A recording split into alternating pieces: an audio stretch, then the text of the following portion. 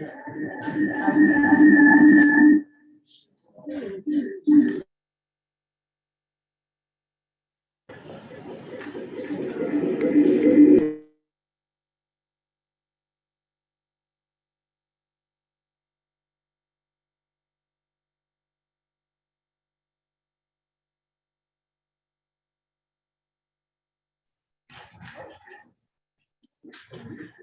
it yours?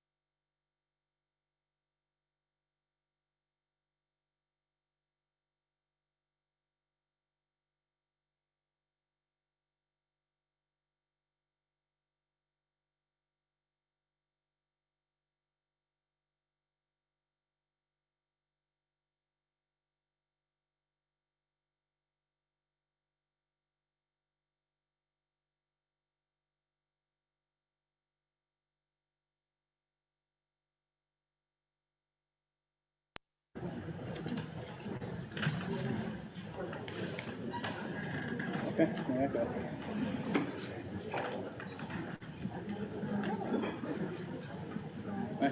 Unmute. No, because you're not plugged into an owl anymore. This is the owl. So I'm unmuted. It says check failed to detect your speaker. Please make sure your speaker is properly connected. Yeah, hit cancel. Because I'm putting the audio into the Zoom presentation. Okay, so it's live now? This should be good, yeah. Okay.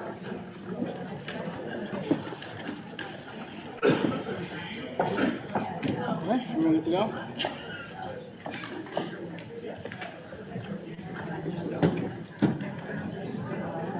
Everyone good? Good? Good?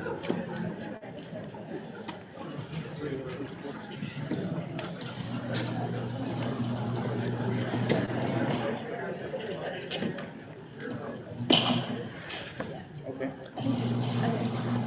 Yeah, you're going to get that feedback the whole time after the audience. Oh, that's better.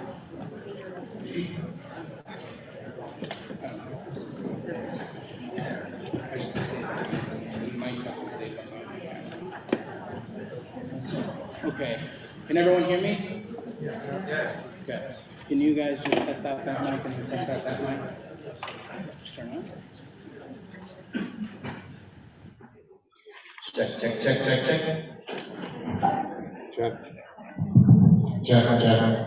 that tested or we're good? That one works. We'll turn on for the. Okay, all set.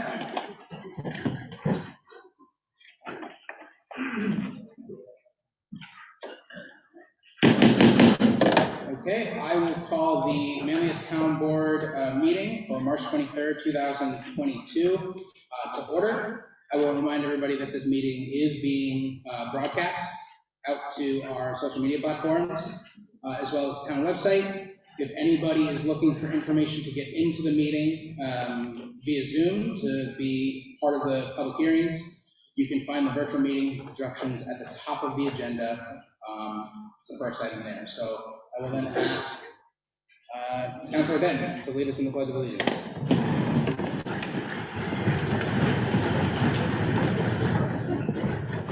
To the flag of the United States of America and to the republic for which it stands, one nation, under God, indivisible, with liberty and justice for all.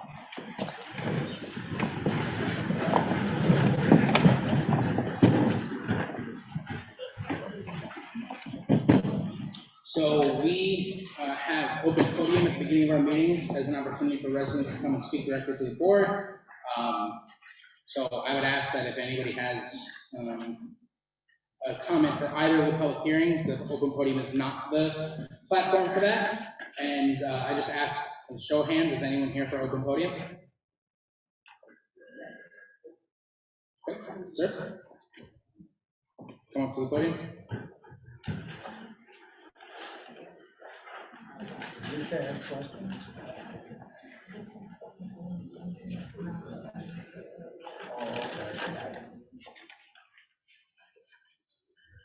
You're just gonna have to turn the mic on. It's a little switch.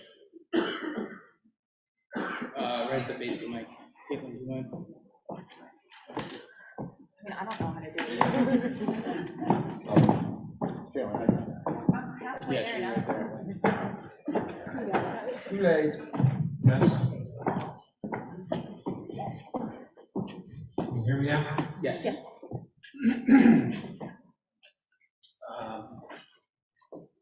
My name is Brian Carr. I live in East Syracuse.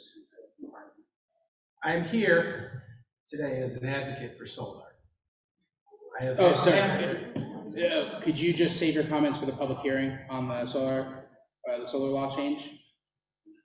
Explain the. Oh, so open podium is an opportunity for folks to bring any of their concerns here. And then, yeah, we'll just, did you sign in? Then I'll call you up. Thank you, though. I appreciate it.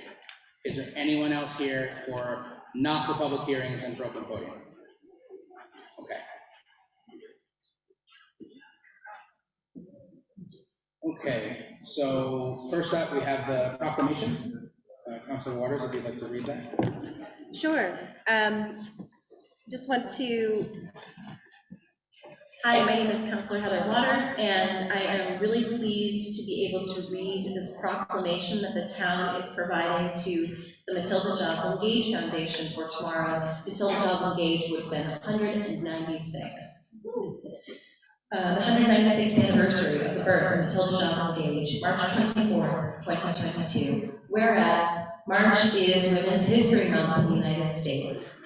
Whereas March 24th, 2022 is the 196th anniversary of the birth of Matilda Joslyn Gage, a justice-seeking visionary of women's rights and human liberation, and an often unacknowledged leader who, with Elizabeth Cady Stanton, wrote the arguments, inspired the passions, and with Susan B. Anthony, organized the political action of the 19th century women's suffrage movement in the United States.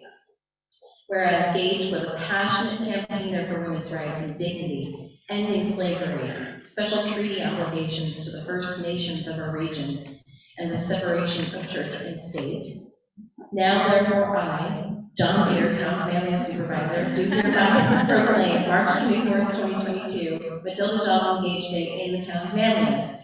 I invite community members to visit the Matilda Joslyn Gage Center for Social Justice Dialogue in person or virtually at matildajoslyngage.org to celebrate Gage's contributions to women's history and to be inspired by Gage for our shared future.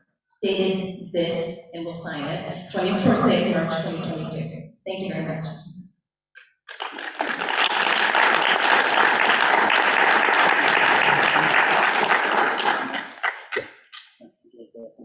Would you like to make the motion? Oh, you wait. Let's make the motion center. I'd like to make a motion to sign the proclamation. May I have a second? I'll second. All in favor? Aye. Opposed? Carries.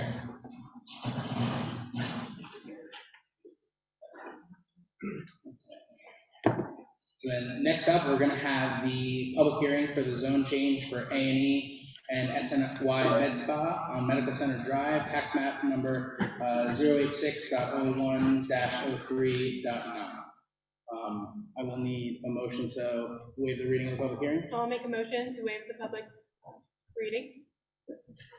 Before we open the public hearing, we should probably go through the secret analysis and make a determination on the environmental significance of this zone change, which is a zone change from RA to NS.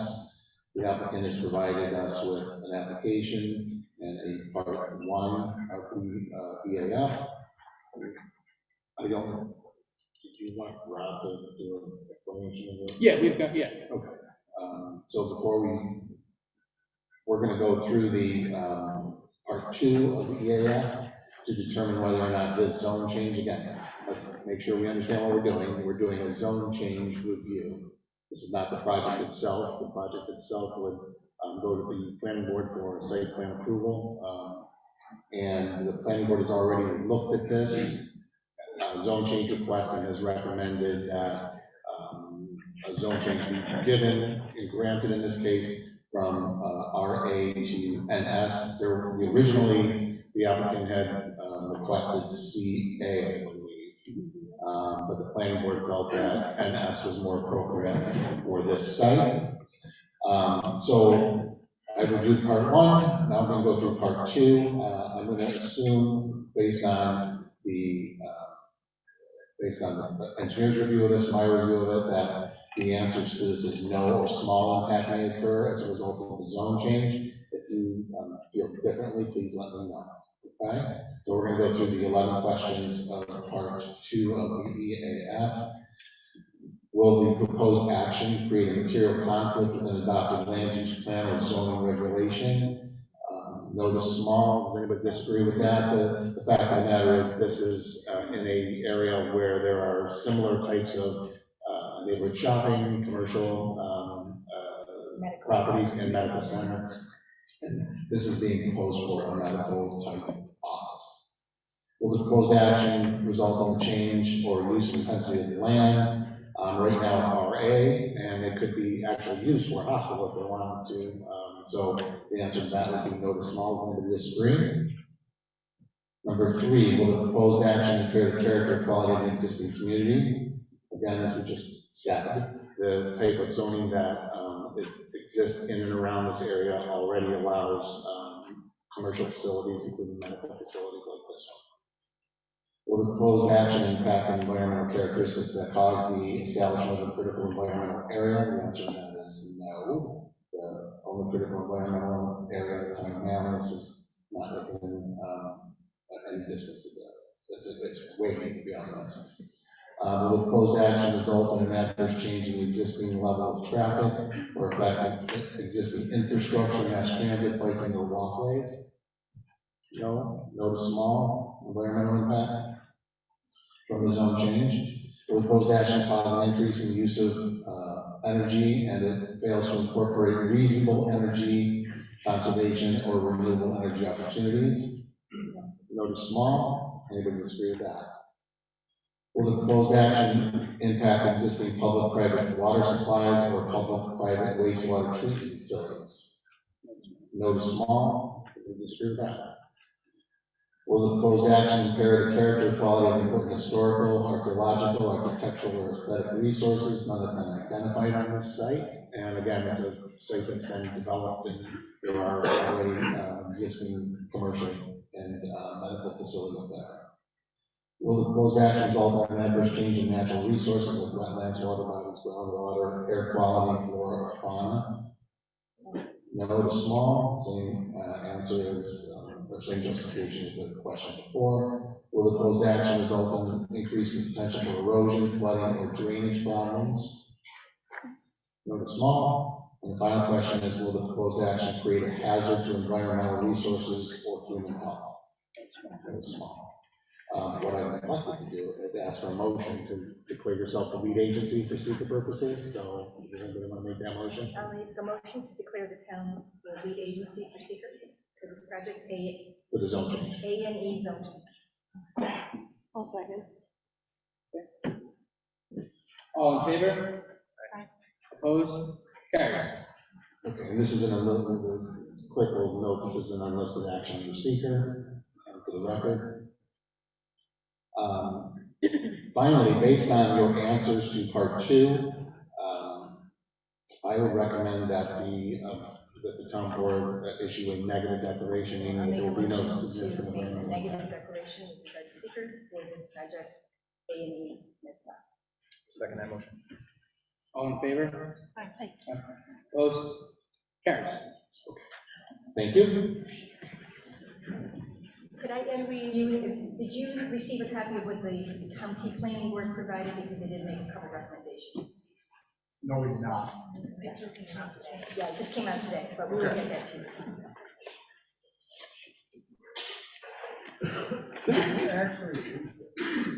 Excuse me? Where actually is this? Is it by the medical center? Yes, it is. Here, I can shoot back and. Okay, I see. Just for the record, my name is Ron Ives. I'm with Naparel Consulting. We are the civil engineers for Mr. Papa and A&E and SNY. Yeah, the project's up by the medical center, off of Medical Center Drive. The only thing that we've really changed since the last time we were before the board is, as town council noted, is we've revised our application to that neighborhood shopping district. That came through discussions with the planning board to restrict other uses if A&E were to not go through with the site, basically. So everything else about the site plan, again, at this preliminary stage is the same. It's a little more restrictive of a district. We will need to apply for some variances to develop the site as we initially intended, just because the CA district had like a 20-foot setback. This has a 50-foot setback. So an extra step in our process is to go to the zoning board of appeals, and that will be to the planning board for site plan approval. Sounds good to me. We'll open the public hearing. So I'll make a motion to waive the public notice, reading. Waive the reading of the public notice. Thank you. I'll second that motion. All in favor? Aye. Opposed? Carries. Do you want me to continue sharing my screen? I think that's a good Okay. idea. I can do that. And then I just need a motion to open the public hearing. So I'll make a motion to open the public hearing. I'll second. All in favor? Aye. Opposed? Carries. Okay. So I will ask if anybody would like to come up and speak on the zone change public hearing. I would just ask the queue in the aisle here behind the podium. Okay, seeing no one here. Okay. This is for just the zone change. If there's anyone in attendance that would like to speak via Zoom. Give me 1 second, I just need to confirm what they want to speak on. Sounds good. Oh, she says wrong one, so no. Okay. Okay. That's one last time. Anyone like to speak on the zone change for A&E Med Spa? Okay. I'll make a motion to close the public hearing. A second. Okay. All in favor? Opposed? Carries. Fantastic. Thank you. So that's the closing of that public hearing. And due to the way things came in and laws were numbered, we're going to hold off on any possible vote on that zone change until later in the evening.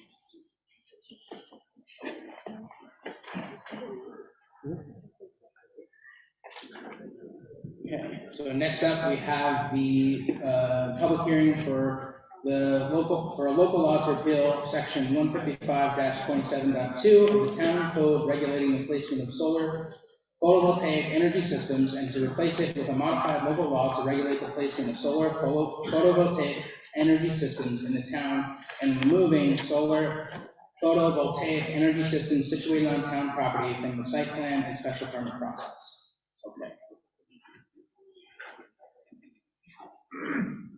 So what we just did with E&A and the zone change, we're going to also do for the local law as it relates to the environmental impact of the local law. As everybody probably knows, this local law actually repeals the existing solar law in the town of Salina. I'm sorry. That was Monday night. That was Monday night. I'm sorry. We're in a different building. The town of Manlius.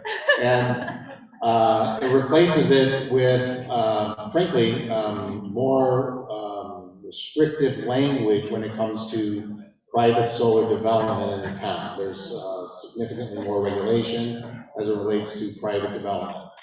As you also all know, there is a provision in the local law that removes the requirement for site plan approval and for special permit approval for property that is on town land, and in this case, the only town land that is owned is the landfill on Golden Road.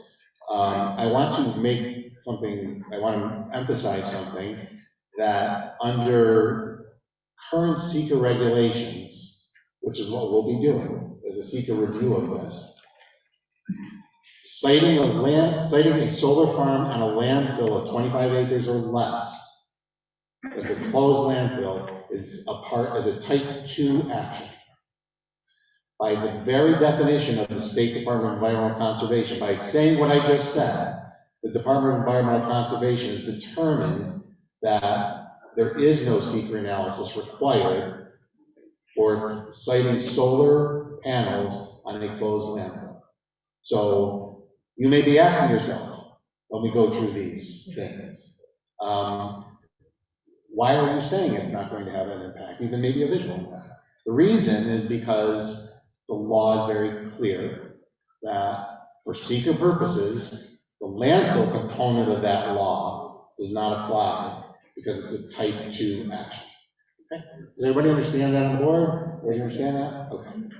So, what we're really talking about is the rest of the law as it relates to regulating the commercial development of solar farms in the town of Manlius. So, we have filled out part 1, which attaches the local law to it, and now we're going to go through part 2, like we just did, to determine whether or not the local law, minus the component that deals with the landfill, is going to have a significant environmental impact. I have reviewed this as I did with the last local law, and I believe the answer to all of these questions are going to be no or small impact. Please speak up if you disagree. Will the proposed action create a material conflict with an adopted land use plan or zoning regulation? No to small. Will the proposed action result in a change in the use or intensity of the use of land? Again, we already allow solar farms in the town of Manlius, and this is going to actually put more restrictions on that development. So the answer to that is no to small. Will the proposed action impair the character or quality of an existing community? No to small. Anybody disagree with that? Will the proposed action have an impact on a critical environmental area? And no to small. Will the proposed action result in an adverse change in the existing level of traffic or affect existing infrastructure, mass transit, biking, or walkways? No to small. Will the proposed action cause an increase in the use of energy and it fails to incorporate reasonable available energy conservation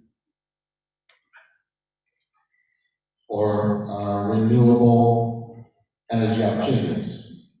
I would suggest to you that just the opposite is true, that this is going to, by allowing solar facilities in the town, it will allow more renewable energy opportunities. Will the proposed action impact existing public-private water supplies? No to small. Public-private waterway treatment utilities? No to small. Will the proposed action impair the character and quality of important historic, archaeological, architectural, or aesthetic resources? No to small. Will the proposed action result in an adverse change in two natural resources such as wetlands, water bodies, groundwater, air quality, flora, or fauna? No to small. Will the proposed action result in an increase in the potential for erosion, flooding, or drainage problems? No to small. And then the final question is, will the proposed action be a hazard to environmental resources or human health? No to small. Okay, so again, I forgot to ask for a resolution declaring the town board lead agency for purposes of local law 2022-2. So I would make a motion to declare the town the lead agency for the local law to repeal section 155(b). And replace it with And replace it with the same number. One second. All in favor? Opposed? Carries. And based on the answers to part 2, I would recommend or suggest that the board issue a negative declaration under seeker. In other words, the local law will not have a significant environmental impact, keeping in mind everything I talked about as it relates to type 2 action. I would make a motion to declare the town of Manlius I would declare this action to be a negative declaration. One second. All in favor? Opposed? Carries. With that, I think we're in a position to open the public hearing. So we'll do, Or yeah, whatever you want to do. Councilor Denton has a presentation prepared. Just pass it on the mic.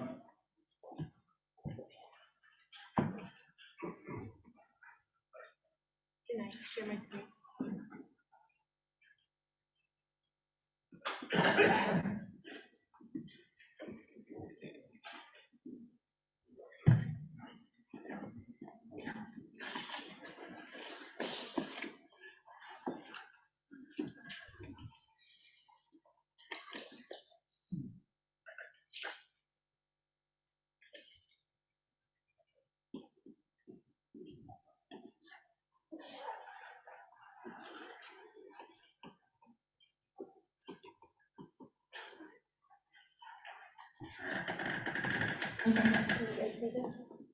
Good. Good evening, everyone. Thank you for being here tonight. 4 weeks ago, when we introduced these proposed changes, I gave a brief overview of some of the changes we made to the solar law, which includes regulations to protect mature trees, planting native plants, codifying practices developed by the planning board, and more. As we started hearing from residents, the focus has been more about the town board's landfill solar project. Before we open the public hearing on changes to the solar law, I wanted to give a brief presentation about the landfill solar project. So the town board has been working on this project for over 2 years. All of these actions that you see here are on the town's website along with our recording of our meeting. Along with recordings of our meetings and also in our meeting minutes. In May of 2020, the Central New York Regional Planning and Development Board, which is a public agency that includes 5 counties, outlined their solar statewide initiative, where they presented how we can add community solar to our closed landfill, generating revenue for the town and savings for our residents. The Central New York Regional Planning and Development Board conducted a thorough RFP, which evaluated 14 different solar vendors. In the town was able to sign an intermunicipal agreement that enabled us to take advantage of this RFP in the same way that we buy our road salt and our equipment on state and county bids. In September 2020, the town board approved the lease with Abundant Solar for the purpose of developing a community solar project. And in our April meeting, we were notified that we needed the lease was subjected to the commercial referendum, and if enough signatures were gathered in the next 30 days, the lease would go before the voters. At our June 9th meeting, our attorney reported that no petitions were presented. That's the history. Okay, so this slide just shows a Google aerial photo of the closed landfill located on Bowman Road. The total area of the town-owned parcel is 59.41 acres. The proposed solar array will cover 17 acres, only 28.6% of the parcel. The proposed site is surrounded by wetlands and trees, creating setbacks that are over the 50-foot required by our solar code. And although this looks like a nice grassy mound, the issue is what lies beneath. This is a closed landfill. It has been closed for a little over 30 years now, and currently costs the taxpayers over $13,000 a year for landfill moderator.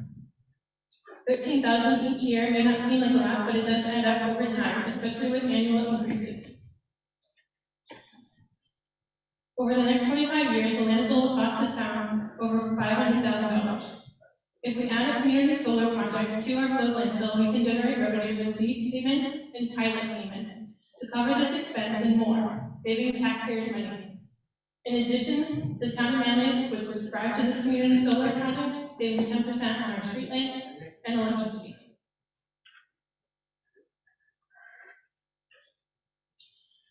This is an example of a solar array pilot payment. This is for the Gunzack solar. This presentation is linked on our website.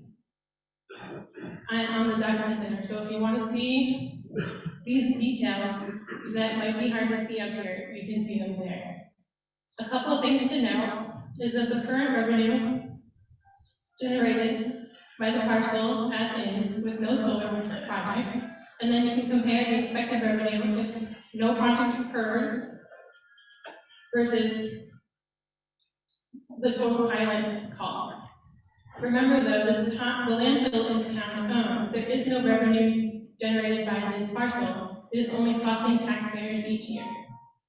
One other thing to note is that the town only receives a percentage of the pilot payments. Onondaga County and I believe the ESM school district, within this school district, would also receive a percentage of the pilot payments, creating revenue for our county and our schools.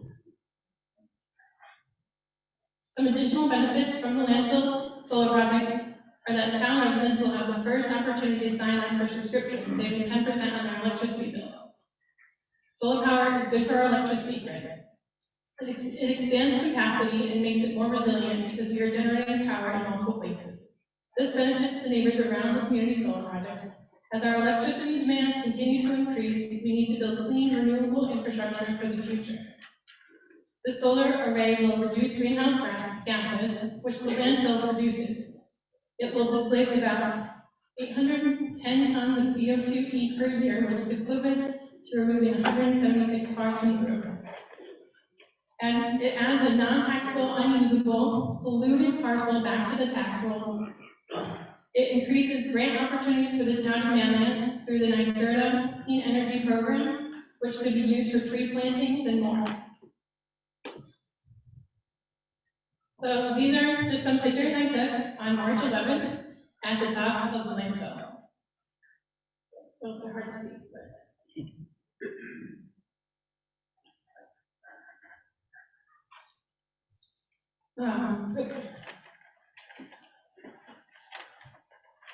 Lastly, I wanted to go over why we are proposing this law change. In 2020, the town board passed a law that gave the planning board the authority to issue special use permits. Before we passed this law, special use permits came before the town board. The town board made this change to streamline the process for applicants, so they only had to appear before one board and not two. This is the same concept. This is a town board project and has town-wide impacts. The town board should be able to review its own projects. The proposed change only applies to solar developed on town-owned property by a third party. If the town bought solar panels, we can already place them on our buildings and land without going to the planning board. If the town board decided to build a new town hall on town-owned property, which the last town board looked at building at the landfill, is not required to be approved by the planning board. The town board would review and approve the project and apply for a building permit. This project generates revenue for the town, saves the town money and residents money. We have a limited number of ways to fund the town budget. Over 75% of the town budget is funded by property taxes. The only way to reduce taxes is to either generate more revenue or cut services. The solar landfill project takes an unusable, polluted parcel that costs taxpayers money and turns it into something positive for the town while following all regulations. We look forward to hearing your comments about the solar law change. Thank you.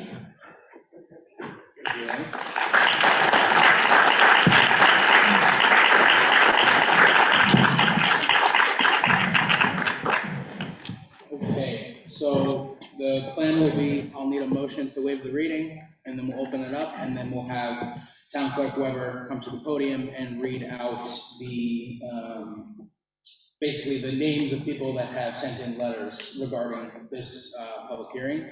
After that, I will, as in the order people signed in, I'll be calling folks up to queue in the aisle. I'll start with the first two people. I just asked that we have, I think, about 40 people that have signed up to speak. If you didn't get an opportunity to sign up to speak, there will be an opportunity at the end as well for anybody who's joining us virtually. Anybody joining us virtually, we ask that either you make a request in the Q&A section that you would like to speak, or if you'd rather it be read to the group, I just ask that you send your comment in a single question. It'll be very difficult, so we'll be reading the first message you send, and if you want to say, the following message is my comment for the public hearing, and then send your message, that would be much appreciated. Okay, so I will ask. So I'll make a motion to waive the public notice, the reading of the public notice. All in favor? Aye. Opposed? Carries. And I'll make a motion to open the public hearing. All in favor? Opposed? Carries. Before I get to the letters that I have received, I just wanted to go over with everybody the notification process that was updated for this. Letters were mailed to residents within about 1,000 feet of the retired landfill parcel. A follow-up letter was mailed when the meeting location was changed. Notice was published in the paper. A follow-up notice was published when the meeting location was changed as well. We put the notice of the change of the meeting location in 3 different places on the website. Email correspondence was sent to some neighborhood representatives who had been in contact with me. And notice and follow-up notice was placed on the official town signboard. I have received several letters from residents.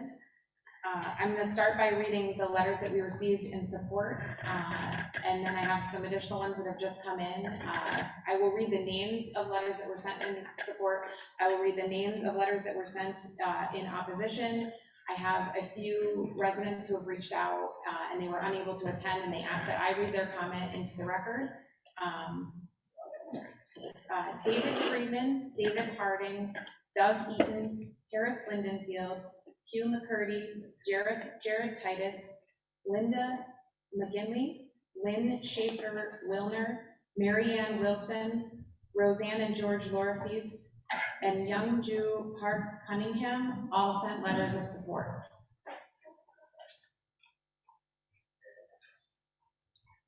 Letters of opposition were received from Adam Brown, Amanda Corsi, Andy Brewer, Bernard Schneider, Brian and Diane St. Laurent, Caroline Miller, Catherine Butts, Connie Witten, Daniel Harris, David and Eileen Lowe, Diane Haller, Dirk Stevens, Dr. and Mrs. Fabio Valenzuela, Dr. David and Eileen Thompson, Edmund Sullivan, George Sirio, Jean Lawler, Jeannie Karolewski, Joe Messinio, Joseph Salinio, Julie Harris, Karen Green, Karen Ward, Ken Paccioni, I apologize if I'm butchering names, Kieran May, Linda Karski, Mary Noah, Michael Friend, Michael Lacombe, Michael Corsi, Nancy Stevens, Pamela Lapidus, Paul Chaika, Peter and Hannah Hubbard, Robert Janoski, Ron Karolewski, Stephen Benson, Valerie and Richard Samarian, and Alyssa Ward. I did also receive several letters today. I tried to add them to the list. I did have to have a cutoff point. So there were more letters of opposition received and a few letters of support as well. Gail and Robert Guncheski called, were unable to attend the meeting tonight, but Gail asked that I share that she is not as concerned about solar in general, but she does object to the town board circumventing the planning board process.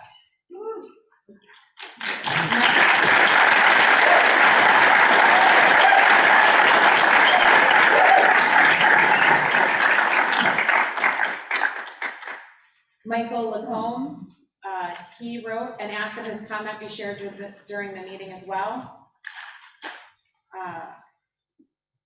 We have been following the actions of the town of Manlius board regarding the solar farm on town property at Bowman Road. The opposition to the solar project has focused on the neighboring houses and their vistas. However, our concern is the impact of the project on the adjacent Erie Canal and the pathway. We made some inquiries and were given great assistance by several state-level administrators. Apparently, the project was reviewed in February 2021 at the state level. At that time, it was determined that there were no adjacent historic resources in the area of potential effect. Since that time, the Old Erie Canal State Historic Park has been approved for designation as a National Historic Landmark. This designation adds layers of responsibility for the projects and development of land adjacent to the landmark in question. It would be reasonable to conclude that since this project has not yet been approved by the town of Manlius, these more stringent requirements are necessary.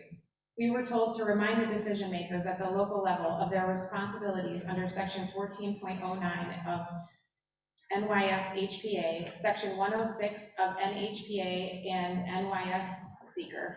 The board has sent a clear message to the planning board and local businesses that environmental issues are a priority. It would be hypocritical of the town of Manlius to circumvent regulations specifically created to preserve the timelessness of our historic treasures and future generations. A large-scale glass and metal project may be inconsistent with preservation goals. The canal and the path cut through multiple communities. This local decision will impact people across the region.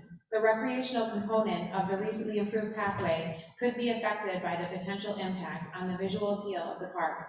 We await responses from the board members regarding the compliance to regulations mentioned above for the proposed project. David Friedman also asked that his comment be shared. A number of weeks ago, I submitted a letter in support of the Bowman Road Solar Project. I stated that while the proposed solar array might have a negative impact on the view some residents had, this was outweighed by the benefits to the community as a whole and the urgency of transitioning off of fossil fuels. I still feel that way. However, I am appalled by the means that the town board is thinking of using to override the planning board's opposition to the project. The comparison that comes to mind is the partisan gerrymandering going on in state legislators across the country. It amounts to this: we have the power, so we'll do as we please. Democracy is being challenged in so many ways at this moment, whether it's partisan gerrymandering or legislation that disenfranchises certain voters. The new solar law being discussed only adds to the meanness and divisiveness that is plaguing the country. Roseanne Lorfies asked that her comment be shared. To the Town of Manlius Board, as residents of the Town of Manlius and concerned citizens regarding wise stewardship of our environment, we have been closely following the proposed solar array project on Bowman Road to be placed on the town's landfill. We are aware of the local opposition in the immediate proximity of the project, as well as the benefits to the whole town. We recognize the town board's mandate from the most recent election to continue efforts to support renewable energy as a legislative priority, thus amending the law to allow it to act on town property in the interest of its entire community has our support. We recognize the benefits for the environment, the financial health of the town, as well as the availability of less expensive solar power for our residents.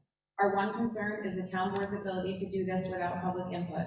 We are pleased to see a public hearing now to discuss this amendment in question, and we encourage the wording of the amendment to include a public hearing so that all future matters related to town property can properly be aired openly. It is imperative that transparency is always foremost in the minds of all actions of the councilors. It is equally important that the communication of the motivation of this action and its benefits to all residents of the community is clearly presented. And I just have a few more that came in.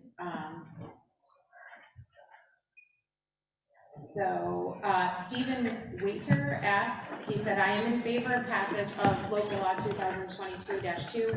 Not only is the development of solar important to our community, but the processes for approval of the town projects on town land need to be streamlined. Support for this law is contingent upon the presumption that the standard environmental and other appropriate reviews will be carried out for any such projects. Linda Atchimore shared, I support the solar project on the abandoned landfill. Jerry Hall, I fully support solar farms in the community.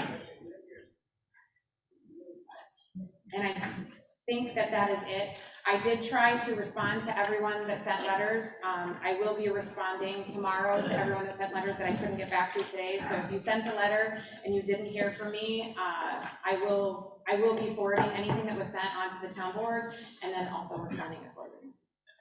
Thank you. Okay, so before I call up our first two commenters, I just want to just kind of set some ground rules. This is meant to be a public comment period, so we are taking in comments. We're not looking to have a back and forth. We're looking to hear everyone's opinions and comments on this project and have them entered into the public record. We will, just for sake of time, be limiting each speaker to 3 minutes. And if you, at some point after we've gone through a number of speakers, if you would prefer to say, to just simply come up to the podium and say, I am in favor or opposition to this amended solar law, because somebody else has already covered what you were hoping to cover, I think everyone would appreciate that. Our goal is to give everybody a fair opportunity to speak their mind and be heard. But in the interest of time, we will be limiting everybody to 3 minutes. So just please be mindful of that. Okay, so first up, I'll call up Connie Witten with David Taylor next. So whoever's up next, if you could just, queue behind the current speaker, just so that way we can keep things moving, if possible. Thank you. Can you hear me on this? Yep. Now, there's a problem when you're short.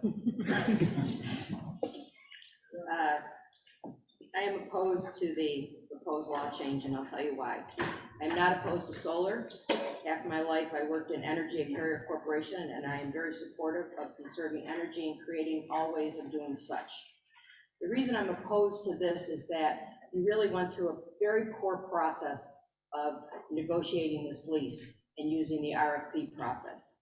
It doesn't really meet the guidelines of most of the bidding processes used by municipalities or in basic corporations or companies. I found something that I'm going to put into the record that concerned me a little bit. From the emails that we found through our process, we learned that the proposal for Abundant as a supplier, preferred supplier, came from an RFP that was done in 2016. And you guys signed it in 2020. The numbers were old. So when we went through the process, I really have to applaud Caitlin Creasel, because when I read her emails in April of 2020, she went back to the planning agency that proposed Abundant and said the best approach at this time is to release an RFP to get different proposals from developers. I applaud that decision. She even mentioned that although the regional planning board, of which I was a board member once a number of years ago, so I understand how the agency operates, they can present to you on the inter-municipal code a supplier. You don't have to go with them. And Crystal did mention, and I applaud it again, that legally we have to be able to demonstrate that we've gone through a bid process.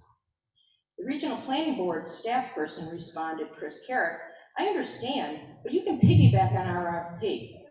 We have a relationship, we've done due diligence, you can piggyback on it. Legally, you can do it. Fiscally, 4-year-old numbers, bread has increased, milk has increased. Trust me, your numbers have increased. Caitlin, thank God, said back and said, I think the concern is that it's a few years old. We can't say with confidence that it has the best terms. We've had many other companies approach us with proposals that had higher lease payments and different size systems than the one we received from Abundant in the Central New York Regional Planning Board. But Chris Carrick answered back, let me run this deal, we have the relationship, and go with it. Thank you for trying, Crystal, but it didn't work. My name is Caitlin. Caitlin, Thank you. sorry about that. Thank you for trying, Caitlin, but it didn't work. So the numbers were old. I went back and I also looked at another supplier that had written a letter to the board, and to Caitlin, excuse me, from AC Power. And they never got a chance to come to the table. AC Power gave you updated numbers for 2020. What you're getting from Abundant is approximately $512,000 through the term of the lease. AC Power submitted a proposal for $1.2 million. That's more than twice the bid you looked at. And you know, Heather, I want to thank you very much for mentioning Matilda Gage, because I didn't realize it until now. It's been a long time, hasn't it?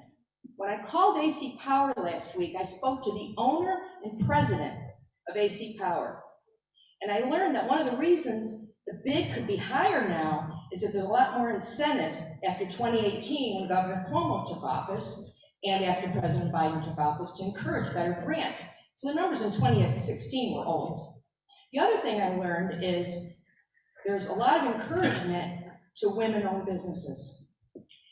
AC Power was a minority woman-owned business that this board didn't have the decency to look at.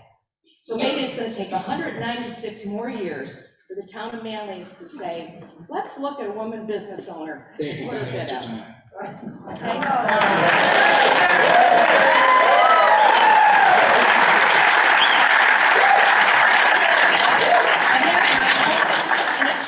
And Heather, I'm so glad you said that, because I'm an I'm sorry, FY Connie, that's your myself. time. We've set ground rules. finish. We've set ground rules for 3 minutes for speaking. Let her finish. Man, oh Manlius, things don't change for women, do they?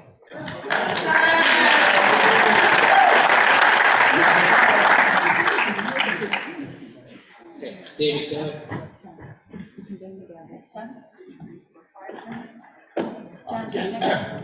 Oh, and then up next after David Taylor is David Zuber. Again, my name is David Taylor. My wife and I live at 7303 Romeo Road. Lived there for 36 years now. Give you a little location on me. I'm directly in the center of St. Michael's Cemetery, looking down south, directly over the Landfill. First, I want to thank Melissa and Sarah and Heather and William of the board for visiting, our homes and neighborhood. So I'm glad you now have a perspective, of what, our community really looks like, and that landfill looks like to us. All right. For 36 years, this landfill has been closed, and to my knowledge, a very secure, toxic site, and never to be built on with the words. All right. Because of the secure site, the town has allowed many residential developments to happen in our neighborhood. All right, you've got Fremont Hills, you've got Erie Village, Starview, Fremont Meadows, Clark Hill. You've allowed senior housing in. You've got hospitals over there. You talked about a 1,000-foot radius. I did a 2,000-foot radius around the area, and that takes in over 200 homes that would be affected by this landfill, and are affected by this landfill, and anything that gets built on this landfill. All right, so we've never had a say until now. And we should have had a say 2 years ago. All right. New York State, like you said, and DEC have basically thrown a blanket referendum about recommending using landfills for solar panels. All right. Not every landfill is this cookie cutter. It's neighboring landfills, neighboring communities of you got Skinny Atlas, Elbridge, Madison County, Camillus, our best friend DeWitt. All their landfills either have solar or are planning solar, but the one thing they all have in common is there's no residential development around any of them. All right. Compatibility of landfills for these projects should be evaluated per landfill. All right, with the residents being the first ones that should be the concern of the town, and I don't think this has happened in our community. All right. We have a concern over storm management. 30 seconds. Pardon me? 30 seconds left. I got a concern over storm management. You said none to small, no to small. You're putting 17 acres of glass on top of that landfill. You're going to allow all that water to run and accumulate very fast. That wetlands, that floodplain area is going to fill up fast and drain into Erie Village, whether they can handle it or not, or whatever. That's what's going to happen. And currently, right now, Erie Village is still taking water from 5 days ago. All right. You're planning a major construction on this site. Very, it's a delicate area. The soil conditions. You're putting steel and glass. That's 3 minutes. That's 3 minutes. God, I've been a resident for 35 years. I think I deserve 3 more minutes.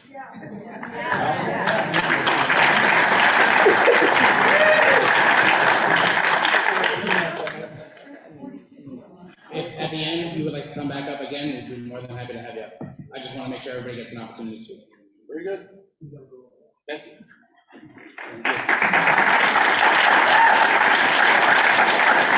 Next up is Peter Worth. Oh, sorry, I'm not Peter Worth, that's strange.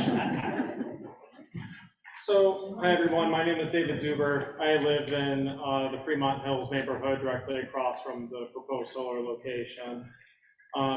I'm opposed to this proposed law because it's really meant to circumvent the planning board. There is really no other rhyme or reason to it. That is the primary focus of this law.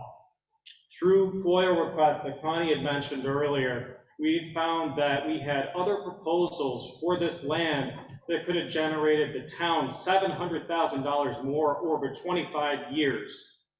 In a release that you gave us a few days ago, 6 days ago, before this meeting, you were saying you don't believe that the planning board should be able to vote on this because it's a budgetary item. I don't believe you should be able to look at this because you don't look at the deal. $700,000 is not a small amount of money. Furthermore, in the law, you talk about your support for solar, and I will tell you, I'm not opposed to solar. And I don't think there's a lot of people here that are, but they are opposed to the disingenuous language of this law.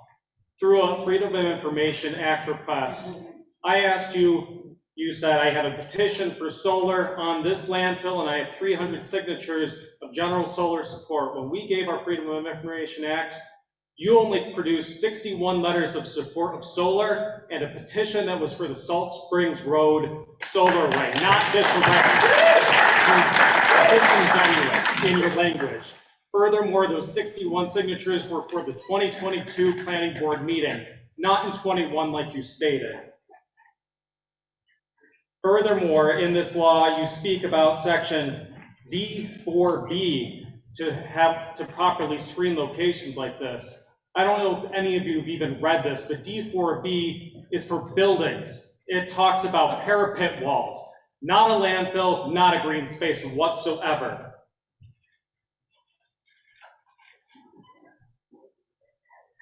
You've only given us 6 days to review your notes on this. Before that, you've had 2 years, and you have not come to look at this. You've not come to talk to us. You've not given us any input at this point. The planning board are the first people who are willing to do that. If the town board is willing to change this law for this one project, I wonder what else you're willing to do. And everybody here should be concerned with that. Thank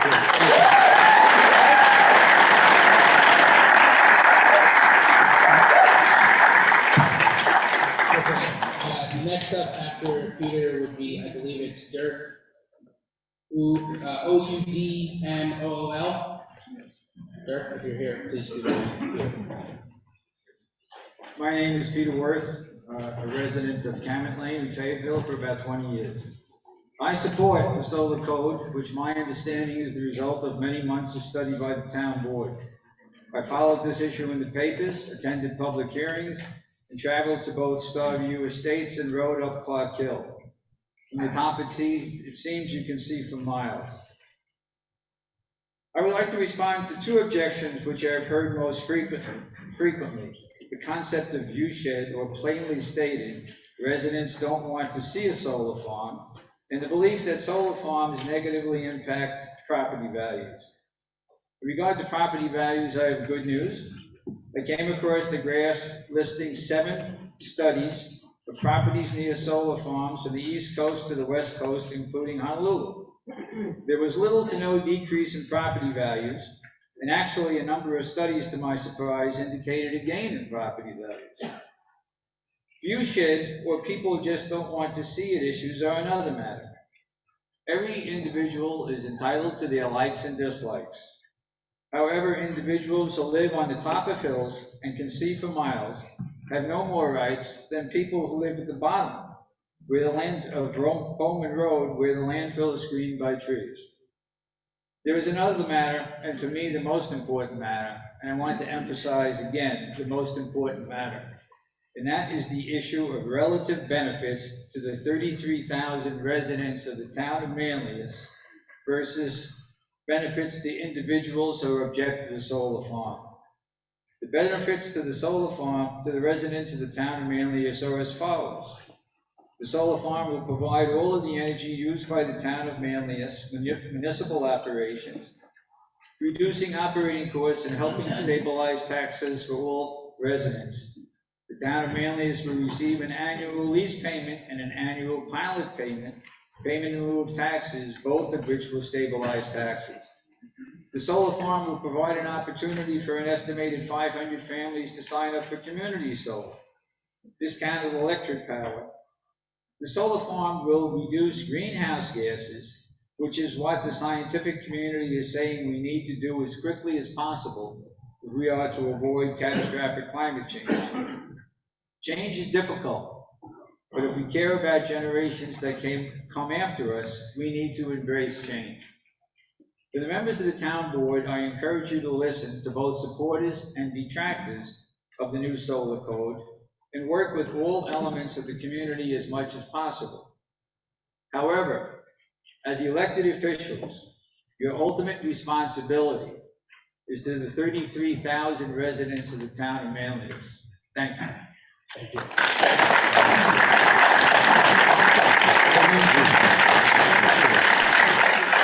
Next up will be Barbara.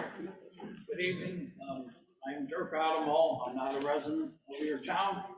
I'm an attorney, and I have been engaged by representatives of the Fremont Hills and the Starview Estates subdivisions to review this matter.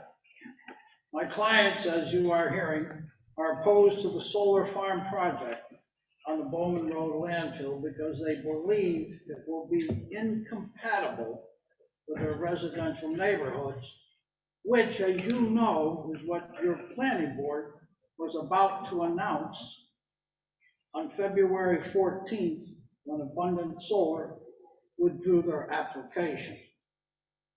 Your proposal this evening eliminates the planning board's review of compatibility. Your prior law, and to the extent that you intend to keep it, is exactly what there should be, so that projects like this could be properly fleshed out and impacts evaluated by your planning board.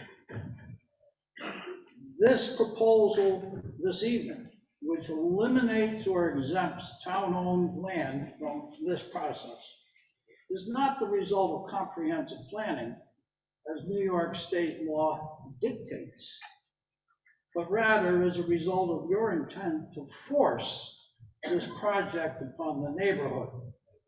And it is therefore my opinion that should you adopt this proposal, that it would be illegal as being arbitrary and capricious. Mr. Lupia well discussed this at the planning board, and I have a transcript of his statements. I know he's here this evening and intends to speak, and I would ask that the transcript of his statements before the planning board be made a part of your record. But I want to go beyond the issue of the process that you have in mind for your landfill and speak to the other matters involved in this. I have reviewed the process and have determined that your lease with Abundant Solar Power is a nullity because of your failure to follow the mandate of Section 64 of the town law, which states that that lease with Abundant was subject to permissive referendum. Now, Section 90, which dovetails with that provision, says that when you approve the lease, your approval must say that it is subject to permissive referendum, and a notice to that effect must be published in the newspaper and posted by your town clerk within 10 days of adoption of that resolution. Now, we know that that did not happen.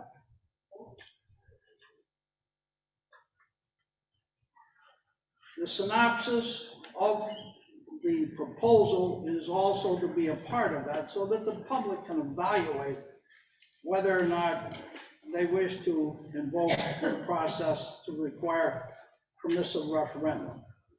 The problem you have is that that resolution on September 9 of 20 only said it was subject to legal review, did not say it was subject to permissive referendum. And my fellow attorney there reported to you on September 23rd that that he had completed his legal review, which your resolution contemplated, and thereafter the lease was signed on October 7th in violation of these requirements, and it was clearly illegal and void. Now, we know that thereafter, your council brought to your attention this matter. And on April 28th, you were advised that as of January of 2021, the lease had been fully executed. I don't know what that meant, but that was your council statement. But he advised you that evening that you had to comply with the law regarding permissive referendum. And based upon his recommendation, you that evening adopted a resolution that directed your town clerk to make the posting and publication that the law contemplated. And that's all you did that evening. The mistake you made is that evening you did not ratify and reapprove the lease. And therefore, the posting for permissive referendum accomplished nothing. You were late. Horse had left the barn. The 10-day law is mandatory, and you could have cured it that night, perhaps, if you had said, we ratify what we did a year ago, and that this lease is now subject to permissive referendum, and have your clerk go out and do it. You didn't. Therefore, you're done. You have no lease. Sir, Now, that's time. If you'd like to come I back. want one more statement. All I'm gonna Sir, say. we've set ground rules of 3 minutes. I ask that you please All respect right, that. So you fine. can- You got a blessing if your lease is void because you got a lousy deal. So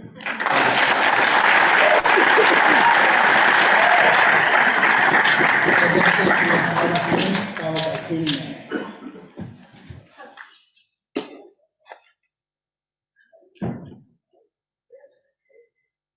A lot of the comments that I would make have been made before. My name is Barbara Henry. I live on Averill Drive in Fayetteville. Retired from Niagara Mohawk after a 35-year career.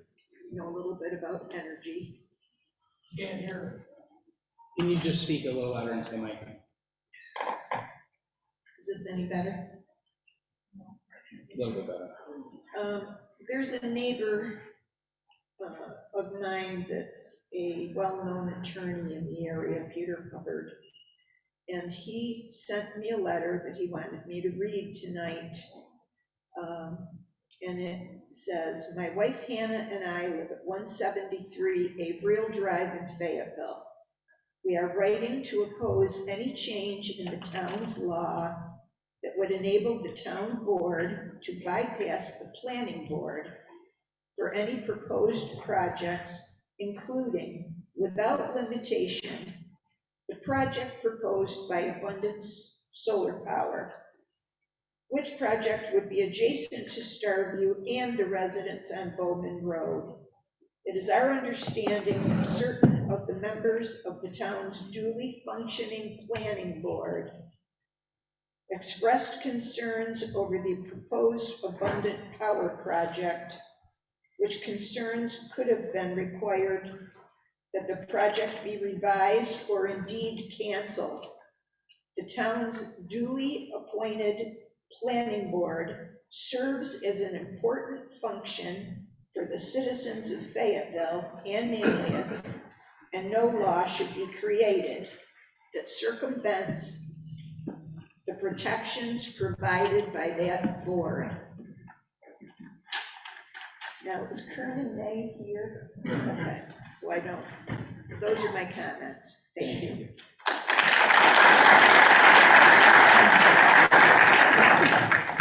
All right, next up, we do have Paul Checker.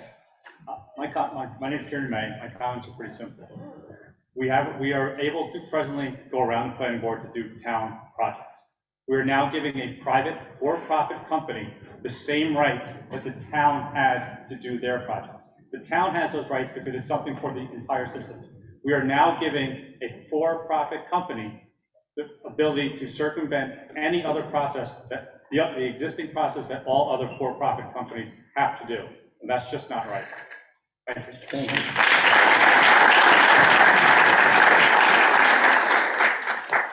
Good evening, my name is Paul Chaika. I live at 5732 Stonyfield Street, right across from the Bowman Road landfill. I'm here tonight just to have the post-standard article of March 20th, 2022 regarding the proposed solar project and law change, page A8, to be placed in the official record for this meeting. Most importantly to note in the article is the drone photograph of approximately 30 homes on the top page of the story. A small portion, I might add, of those residences that will be affected by this array's placement on the green space. Additionally, in that picture, there are dozens of more homes not in view of the photo on Upper Stonyfield Street, Autumn Run Trail, Lumiere Road, as well as communities of Clark Hill and Starview Estates. To those of us who live in those communities from the upper elevations, it resembles a view inside a Roman Colosseum overlooking the arrays, the focal point from everyone's home.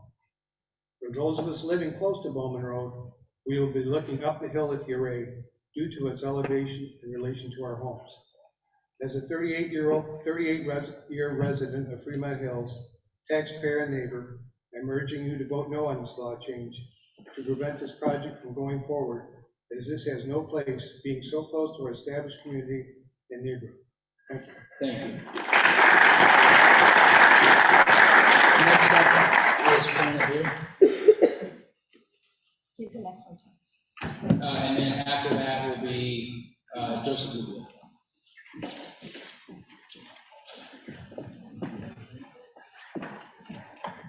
Can you hear me okay? A little louder. Okay.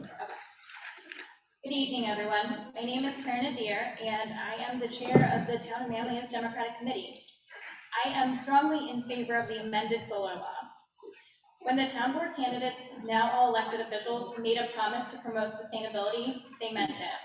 When they said they would think about the future of our town, they meant it. When they said they would work on getting solar panels on the town's capped landfill, they meant it. The solar law amendment allows the town board, the elected body, to review solar projects on town land. This is not an overreach of power. This is the town board keeping their word and being held accountable to a town that elected them.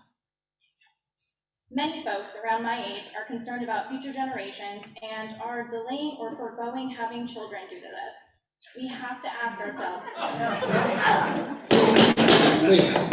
what kind of planet are we leaving for our children, grandchildren, great-grandchildren, and beyond? What is more important, a view shed or our future? Climate change is a crisis. We as a society have let this go on for far too long, citing other things are more important than the planet our children will inherit. I am proud to live in a town that has elected officials who have shown tremendous leadership and truly care about the big picture of what our town and community at large need to do in an effort to reduce greenhouse gases, while at the same time reducing the town's municipal operating costs and bringing in additional revenue. This is the type of forward-thinking I, and many like myself, have voted for. Please vote yes on the amended solar law. Thank you.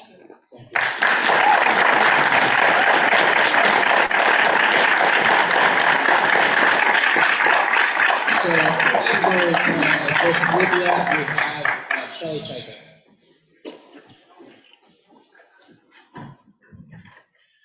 Thank you for telling us and admitting to us that this new code is really about the Bowman Road project to a significant degree.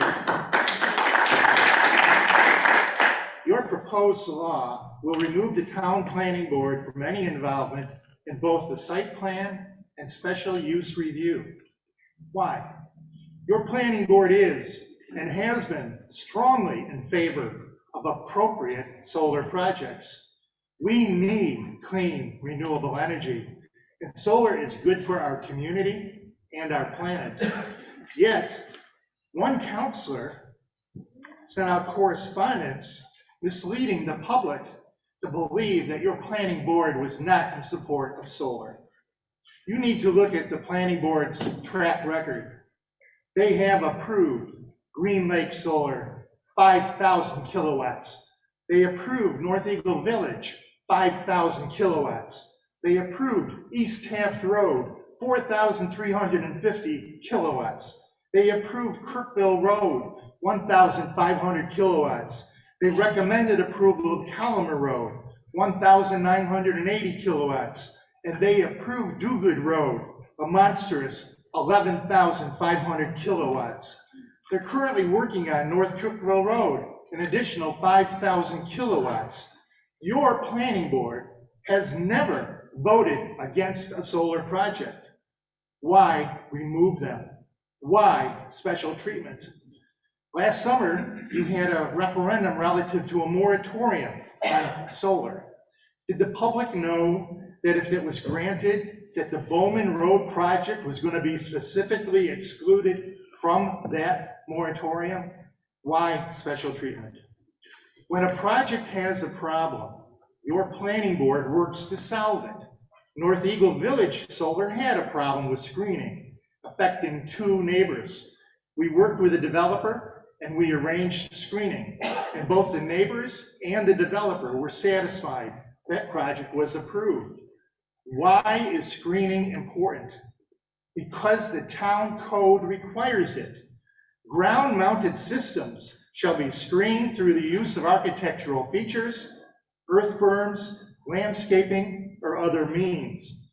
This screening should harmonize with the character of the property and the surrounding area and minimize the view of the solar energy system from the public right-of-way and from neighboring properties. Abundant Energy provided no screening plans. After the planning board meeting, I personally contacted Melissa Clark of Abundant and their engineer at Barton LaJudas and requested that they provide plans for screening to meet the requirements of that law. 43 residents at Starview, immediately to the south, are impacted. 63 residents to the north on Clark Hill indicated that they were unhappy. We have 106 neighbors who are impacted and who had filed petitions with the planning board against this project. Yet, no screening plans were provided by that developer.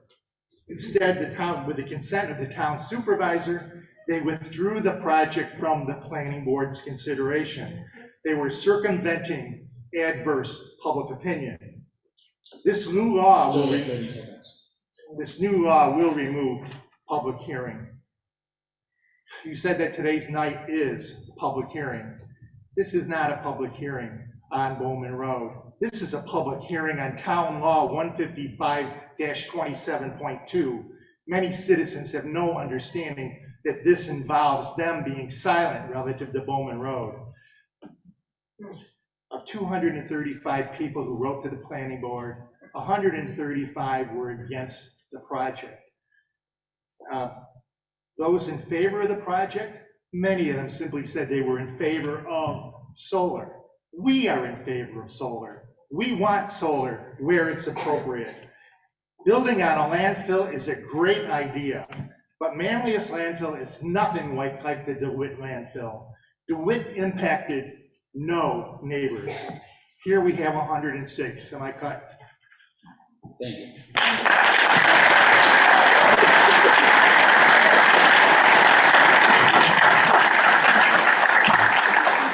Next up will be Brian. Good evening. My name is Shelley Chaika. I live at 5732 Stony Hill Street. I am in the town of Manlius. I've been a resident here for 39 years, 38 of them at our current home. And yes, I border Bowman Road. Everyone here may think that I'm against solar and renewable energy sources. And this is why I'm against this proposed law change. But you cannot be further from the truth. For me, it's about quality of life, community, truth, honesty, and the responsibility of our town officials. As for anyone here who is so in favor of solar, please go home tonight, sign up to any of the arrays in New York State. You can get your proposed 10% discount through Niagara Mohawk, so you wish. But this is not about that. Let's get back to the facts. That the average town member, which I consider myself, is non-political, had no idea that this project was even permitted to Abundant Solar back in 2020, or that anything was even happening on our forever green space, promised to be so by the town of Manlius back in 1991, when the landfill, or dump, as many of you refer to it as, was closed until this letter, required by law, was delivered to my home in January of 2022. The letter informed us of an open forum on this proposed project with the town planning board. I was shocked and began to educate myself what this may have happened under the dark disguise of COVID, and that I needed to be more informed about this. Both my husband and myself attended this January 24th meeting and saw for ourselves the proposed project presented with the omissions and misrepresentations from Abundant Solar representative and the engineering firm of Martin and Latudas that night. My neighborhood, Fremont Hills, for over 45 years and 1,000 feet from this site proposal was not even noted on your pictures. You included in Clark Hill, which I don't live in the Clark Hill neighborhood. I've been there long before Clark Hill was even developed. When we moved in 1984, that was a working farm with cows on the hills. So what else was incorrectly represented or not being disclosed? So yes, I am upset. My home is important to me. Even my direct conversation with you, Mr. Deere, you made it very clear to me that you won the election on a platform of sustainable energy resources and were planning on following through on that promise. How could I object? So, my wonderful green space for the animals, birds, surrounded by wetland buffer with dead, dying ash trees and swale, not the green full leaf renderings that again you're showing tonight to shield my view, with no note of New York State Historic Trail Park at all, is being leased to a non-US company with their meager $16,000 lease per year. But I could save up to 10% on my electric bill in exchange for this, if and only wish I were able to sign up. How could I object? I do want to thank the planning board members that did take the time and the town board members that came to our home. I still say it's welcome, but Mr. Deere, where were you? Please stop being disingenuous to your town residents. Just because you hold the county keys, you must consider other of the 49% that did not vote for your platform. Stop working.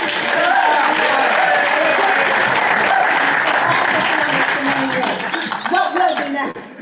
Vote no. Thank you.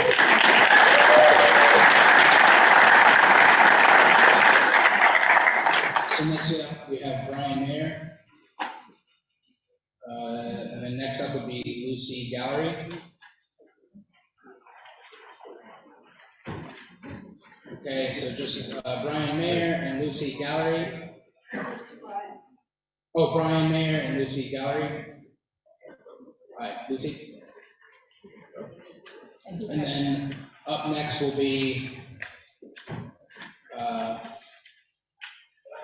Maya Chaikin.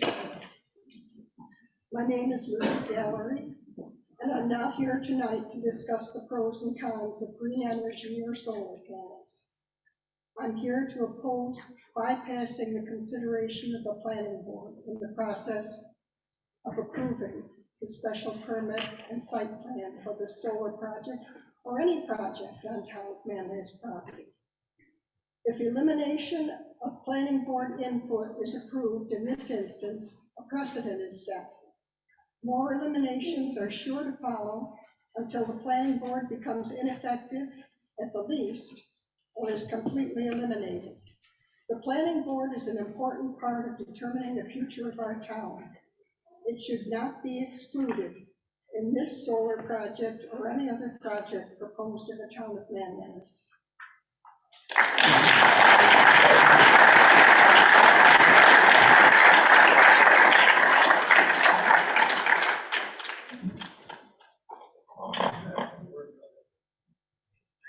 Hello, my name is Maya Chaikin, and I'm 18 years old. I have lived at 330 Harvard Street in Fayetteville my entire life, and I'm a member of FMU for Climate Justice. Yeah, just a little louder into the mic. I spoke to the town board last summer regarding the solar moratorium and expressed my support for quick action on solar projects in this town. I have come here again today with a similar sentiment and to express my support for the amendment. As a young person who has been pursuing climate activism since my freshman year of high school, I have been proud and thankful of the steps that this town has taken to become more sustainable. However, I am also constantly aware of how much needs to be done and how little time we have to do it. I and many other young people I know have to live with that fear. We have channeled it into projects and protests and organizations, but oftentimes there's only so much we can do without the actions of adults in positions of power. My future, the future of my generation, and the future of your children and grandchildren is at stake when it comes to decisions regarding green energy. Climate action is a sacrifice. That is simply the truth of the matter. Sometimes that sacrifice manifests in the form of a field of solar panels, and I feel for those who feel that their home might be impacted. However, climate action is a sacrifice for us all, but it is a necessary one. Given that this amendment will allow for the revival of the Bowman Road project, I give it my support as a voting resident of the town of Manlius and as a young person who is afraid for the future of our planet. I trust that the town board members will fully vet the project and will make informed decisions based on both the facts and based on the values of the residents who elected them into office. Thank you. Will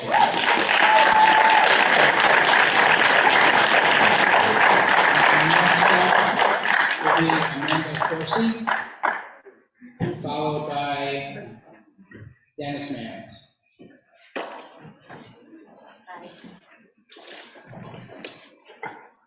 Just to reiterate with many other people, I am not opposed to solar and renewable energies. I am, however, very concerned about the proposal to change the local law and repeal section 155-27.2 in relation to the regulation process in an effort to circumvent the town of Manlius Planning Board and therefore eliminating public discourse regarding decisions directly affecting the neighboring area. The Manlius Town Board push to alter the law as it stands feels like an overreach and an abuse of power. The effort to force an agenda without addressing concerns to those directly affected and disregarding the input of the planning board is disrespectful to the communities of which they claim to represent. You are clearly not representing all of your constituents by denying our voices in the matter. Additional discourse is always preferable to the silencing of challenging views. There is currently a process in place that allows for discussion and input that is obviously working since 5 solar projects have recently been approved using this process. By altering the existing law, you're eliminating the checks and balances of power in the decision-making process, which sets a dangerous precedent. Rather than dismiss our concerns, allow the difficult conversations and challenges to have a place at the table. Ultimately, the public needs to have a voice and have representation in projects that take place in our community. Thank you for your time, and thank you to the Town of Manlius Planning Board for being representative to the concerns of this community. Thank you.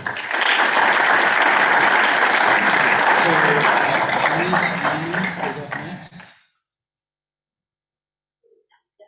Hi, my name is Denise Mans. I live at 4755 Sabre Lane. If anyone is interested in placing solar in Sabre Lane, I welcome them. I've been ready to sign on the dotted line for a long time, and I have invested in solar farms in the area.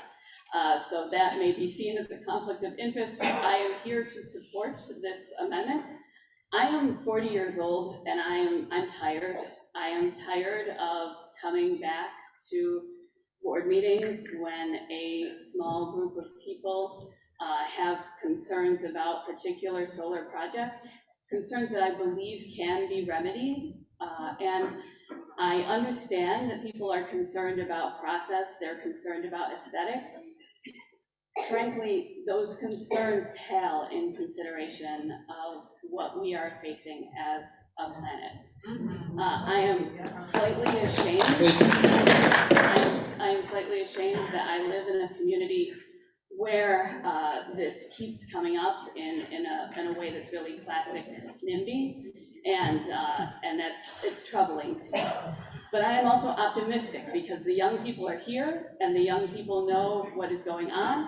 And also I am optimistic because I did my part. I voted on a climate platform, and I trust the Town of Manlius councilors to get it right. Thank you.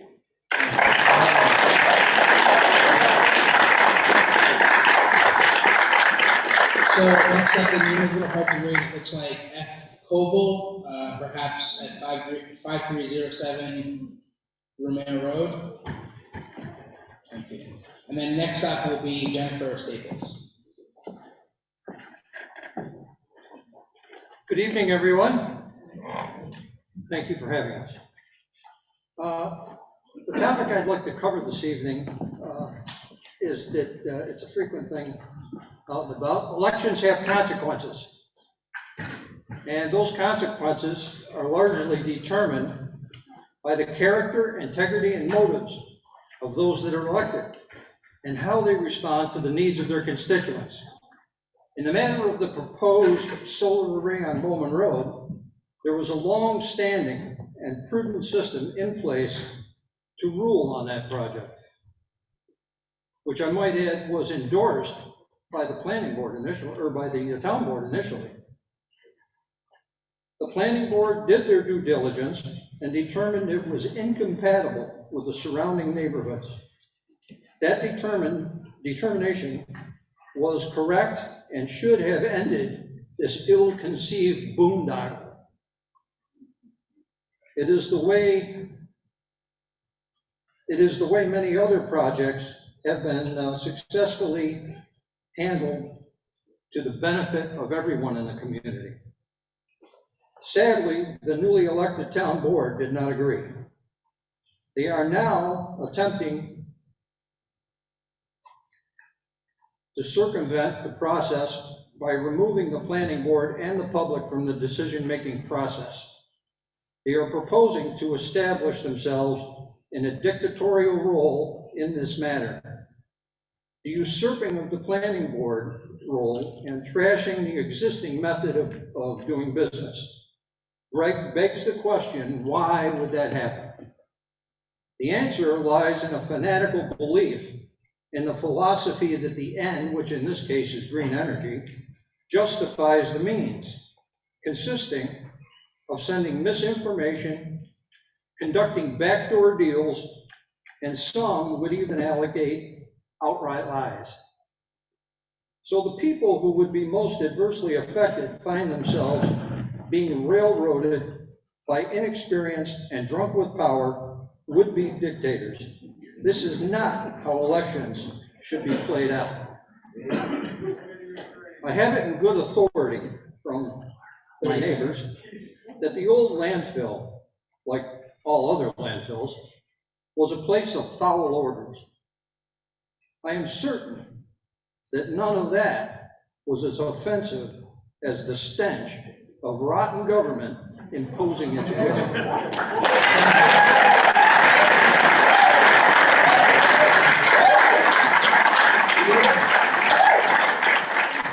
Next up is Joseph Selena. Good evening. My name is Jennifer Staples. I'm a resident of the town of Manlius for 35 years, and I love this place. And I want to say to the board first and foremost, thank you for the care and consideration that you give to every topic that is before you. I appreciate your looking after all of the citizens in this town. It's so important. But also, I would like to challenge you to take a big objective view of energy production. Not the view from one person's living room window, or 5 people's windows, or 200 people's windows, not the view from the entire town of Manlius or the county of Onondaga. I want you to look at energy production from the view of the entire country. If our nation's methods of energy production are not converted to clean, renewable energy throughout the country, then all states lose, all counties lose, all towns lose. The reduction of the use of fossil fuels is an imperative that we are already late to adopt. When large governments enter into agreements to change the climate of this world, the governments themselves aren't going to do that work on the ground. It's the people in all the towns, like Manlius, that must start that work to make renewable energy mainstream, to make other towns and villages excited to welcome renewable energy into their borders, to make this easy and important change for the good of all their citizens and the children and grandchildren of their citizens. I beg of you, don't take a small view. Take the largest view you can and approve this solar law as if the fate of the world depends upon you, because it does.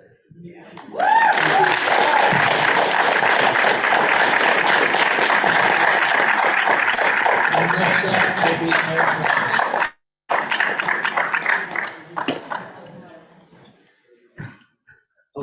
Hello, my name is Joseph Salino. I live at Brumare Road. A yes vote on the proposed law change is adding to the examples of government overreach. And in my opinion, and I think reasonable people will find in the opinion of others, also arbitrary. Here is why I've come to that opinion. I'll take us back to the solar moratorium vote in August of 2020. We have your own words to reflect on.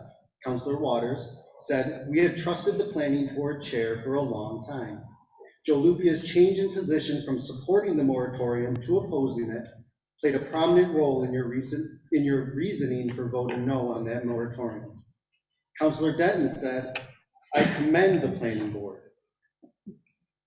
Especially hearing from the chair of the planning board, Joe Lupia, stating he does not believe we need a solar moratorium, I will be voting no." We also have then Councilor Deere's words, we are just going to go back to the planning board doing what they do best, which is making sure a development project fits the neighborhood. Something the planning board knows how to do very well. Especially with Joe's statement, I think we are ready to let the planning board do what they do best. I am sure if I asked, you would tell us your judgment to prop up the planning board and Joe Lupia then was not out of convenience to your desired outcome. And today's proposed law change, removing the planning board and the chairman, has roots deeper than just some arbitrary reason.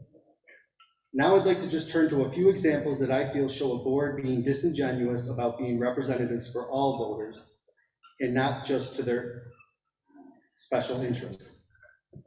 Planning for the Bowman Road landfill solar array began in 2020. No board member attempted any outreach to residents in the neighborhood and were shamed into visiting during March 2022. Board members who represent these neighborhoods still have not visited impacted residents. Here's a statement I hear constantly. This solar project will bring power to 500 homes. The more accurate statement is the solar project will give National Grid power for 500 homes. It's not specific to Manlius, and we are already eligible for this 10% discount. Solar arrays do not reduce property values. While no studies or research have been supplied to any of these impacted residents to support this assertion. Additionally, this would be a real-time example, so the honest answer here is it's an unknown statement. 30 seconds. The original proposed law stated 300 letters in support of this project. This was misleading and false. Why do something so petty? During the flatten the curve policies of 2020, the town board, which 4 of you gave yes votes, recommended for abundant solar power, knowing the project bid dollars were from 2017. This is fiscal mismanagement. There are more examples, the solar plan screening, misrepresentation of the environment surrounding the landfill, but I would like to conclude with this. If this is a compatible project for the land and our neighborhood, why does the law need to change? A yes vote further ties you to these inconsistencies, and I urge you all to vote no. Thank you. Thank you.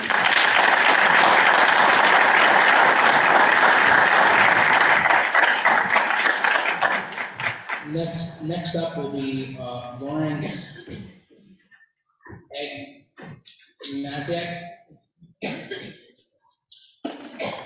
My name is Eric Bradley. I've been a resident of the town of Manlius for 6 years, as I chose to make the town of Manlius my home because of its reputation and diligence in a lot of the projects that they've done in the past. I do want to recognize that all of you have been elected and you do have responsibilities to all of us as residents of the town. Not only those here, but those who are also not able to be here. The proposal that I reviewed with all of the documents that you sent out outlines a few pieces: increased efficiency in governance, which I appreciate, though I recognize a lot of the arguments that are being made here do stand on some ground. I also recognize the imminent need for these types of things. I think it's very easy for all of us to stand back and be able to point out all of the things you did wrong and not recognize the challenges you face as you do it. By identifying a lot of these pieces, cost savings, revenue for the town, I wholeheartedly believe that you did the best you could with the abilities that you had at the time. And I support the passing of this law because I think it is something that we need. It's town property. I think you as elected officials representing all of us have the right to go through the due diligence that you've outlined in this law and make those decisions for us. And I trust, because of your history of transparency, I'm logged into the website, I'm able to receive the emails, I've taken advantage of all of the communication that you do. And I get those things. I think it's extremely transparent what you do because I'm logged in. And I would encourage a lot of the residents behind me to do that because I don't think you've held back a lot, but you did share what you could when you could. So I applaud that. I support this law for that reason because I trust you. I elected you, but I do challenge you, similar to what Jen said. I challenge you to continue to do better as we go forward and take care and responsibility to do this correctly. But you have my support for this law, and I hope that you pass it. Thank you.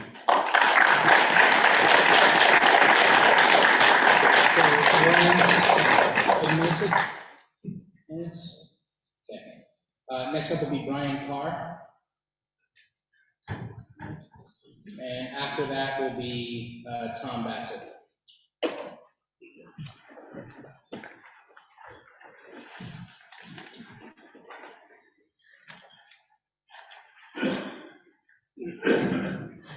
Sorry for jumping the gun earlier. So Councilman Teshi, you had made some comments about the impacts of the proposed site. And I'm here presenting specific information about the town of DeWitt site that was selected. The environmental engineer that did the environmental impact statement deliberately did that study in the winter. And he did it because there is a bird that is on the New York State endangered, threatened, or special concern list. And had he done that study in the summer, that bird's presence would have prevented that project from going through. Okay? So I am here actually to advocate for solar. I've had solar panels on my roof for 5.5 years. But I can tell you with absolute certainty that the solar company cannot guarantee you that this farm will generate any specific amount of electricity. We have clouds in Syracuse, we've got a lot of them. And from November to April, we get that white stuff that falls. And it falls in large volumes. Unless those panels are installed vertically, which they are not, snow will cover those panels, as it does on my house. And the production will be decreased and or halted completely. First-hand experience. I look at my bill every month. So I am not opposed to solar, but I am not in favor of politicians who run their campaign on transparency, but once they see that a project is not going their way, they try to enact a law that skirts the planning board. You have experts on that planning board. Listen to them. 30 seconds. Allow them to do their due diligence and work for the taxpayers of this town. Voters do not care that your campaign promise was to do this project. The ends, as someone else said, do not justify the means. Integrity and transparency mean everything. Again, I am not opposed to solar, but you do not have the right to change town law and bypass experts that know what the hell they're talking about.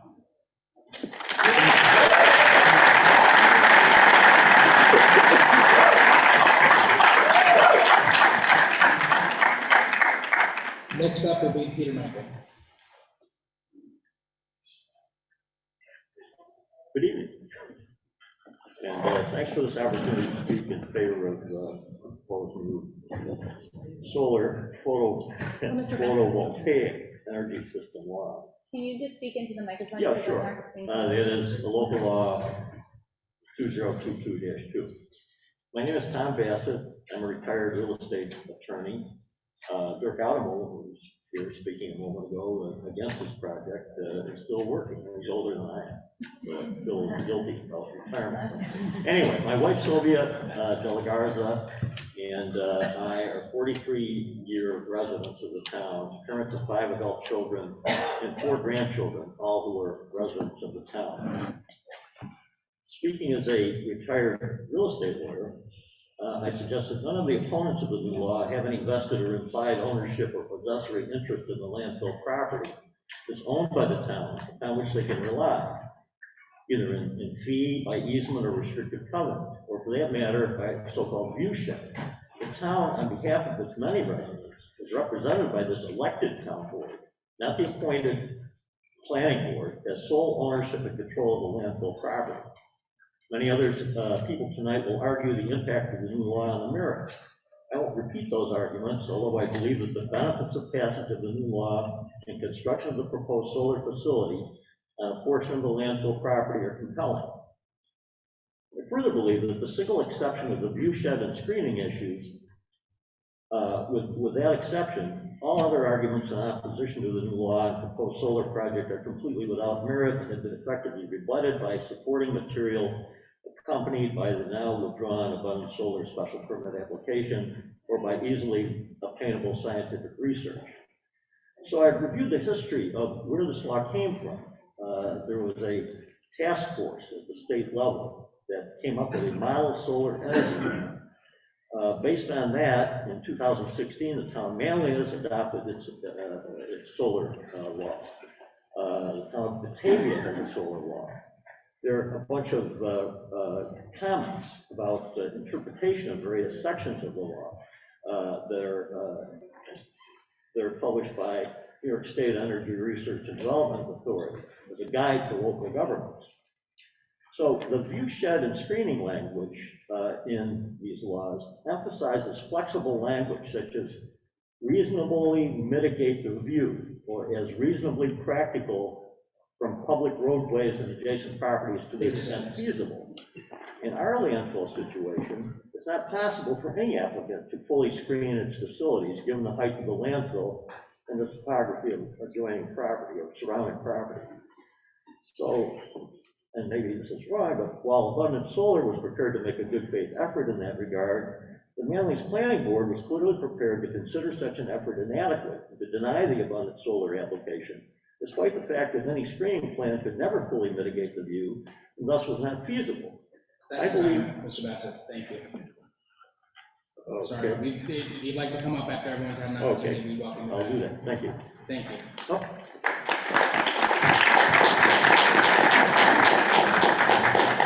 Next up will be John Walker. No, you're.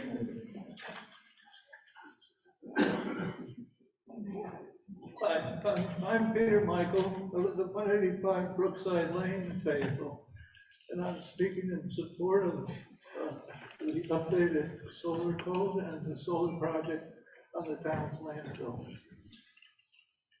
I have a grandfather of 6, and I'm worried about their future.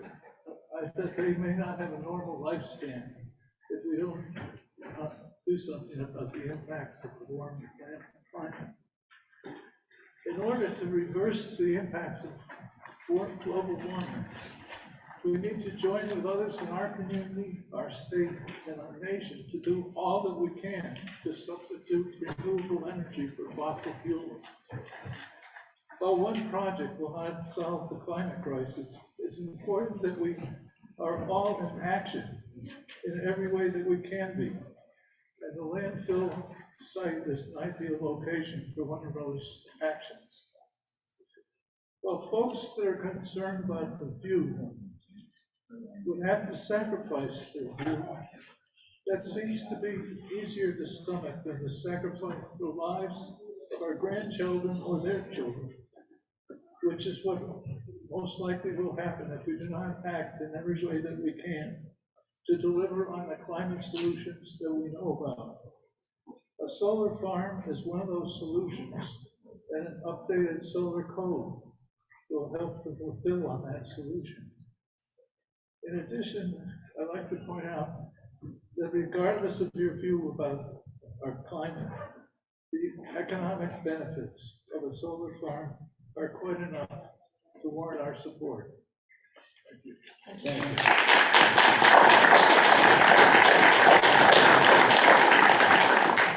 Next up will be Jane Tretler. Start my clock yet, though. Besides, I'm going to be meeting my next door neighbor on the road in a month and debating about this very thing. So my name is John Loeffler. I'm at 7320 Barberry Lane. I've had some involvement with this in the past. And the theme, I think, what you've heard is what you can do and what you should do are two different things. That's in line with the ends don't justify the means. So I'm here to talk more about the process. I was actually, unfortunately, I'm going to say it this way, I've been around long enough that I actually joined the board when this landfill was being closed, 1991. Okay, I was on the board for 2 or 3 decades, depending on how long you want to count. And Rich Rossetti and I, who was on the planning board as council at the time, wrote the solar ordinance 5 or 6 years ago. I'm an electrical engineer, besides that background. Okay, and what it appears to me, I'm very familiar with the processes we're talking about. What appears to me is that we started down this the right way. We weren't going to get the answer we wanted, now we're going a different way. When we talk about the planning board, we talk about the town board, we have to talk about the differences between the two.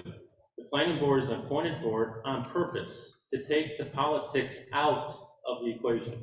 The planning board is appointed as experts in that field. And I truly mean this respectfully. I don't mean it disrespectfully at all. Nobody on this board has anywhere near the kind of experience we talk about their environmental concerns, the site plan concerns, the typical concerns that go in front of the planning board. And every one of these planning board members over the years are appointed for that reason. So it's not just pushing one aside for the other, you're pushing aside the people qualified to do this who have approved 6 of the solar arrays in the town in order to do the ends justify the means. Again, what you can do, what you should do are 2 different things. I'd like to ask, who's going to do the stormwater pollution prevention plan? Who's going to, this dump, this landfill was monitored for 30 years, samples taken every month because it's digesting. Now, I understand New York State, I guess I understand, I didn't know until I came here tonight, but who's gonna do that prevention, that drainage plan on the landfill? 30 seconds. Okay. Last questions on that too. I'm gonna ask them both. See, I know you may not answer them. There is a part in the town law that says saturation of sites. This is in the ordinance, part of town law. No site within a mile of another. Doesn't say within the town or not the town. This is within a mile of the site in DeWitt. We put that in there for a reason. This, to me, apparently violates that. Second one is an important question because of all the discussions that have gone on. I need to ask,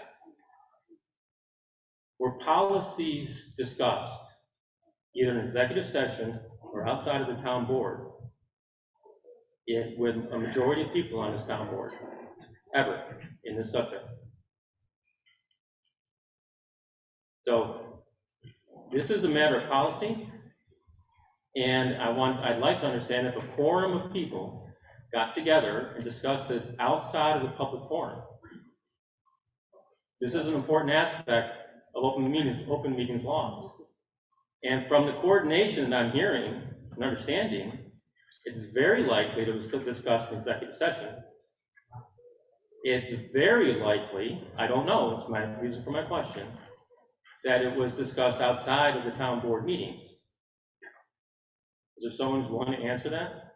I think I know. I actually pretty sure I know.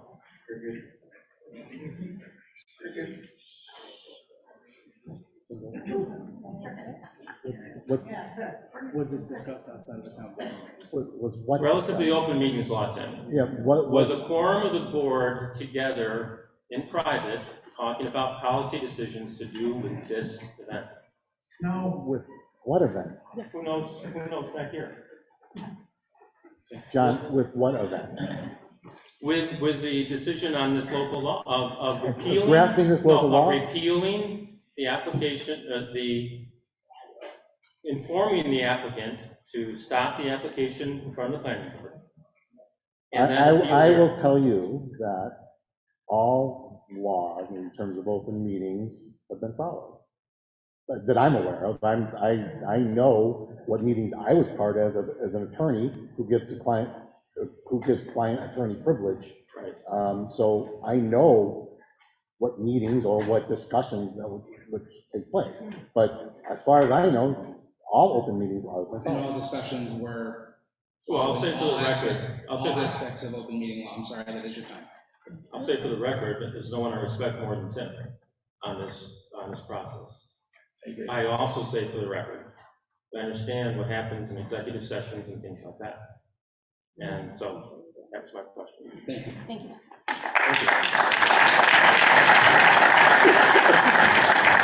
So next up will be Carolyn Miller.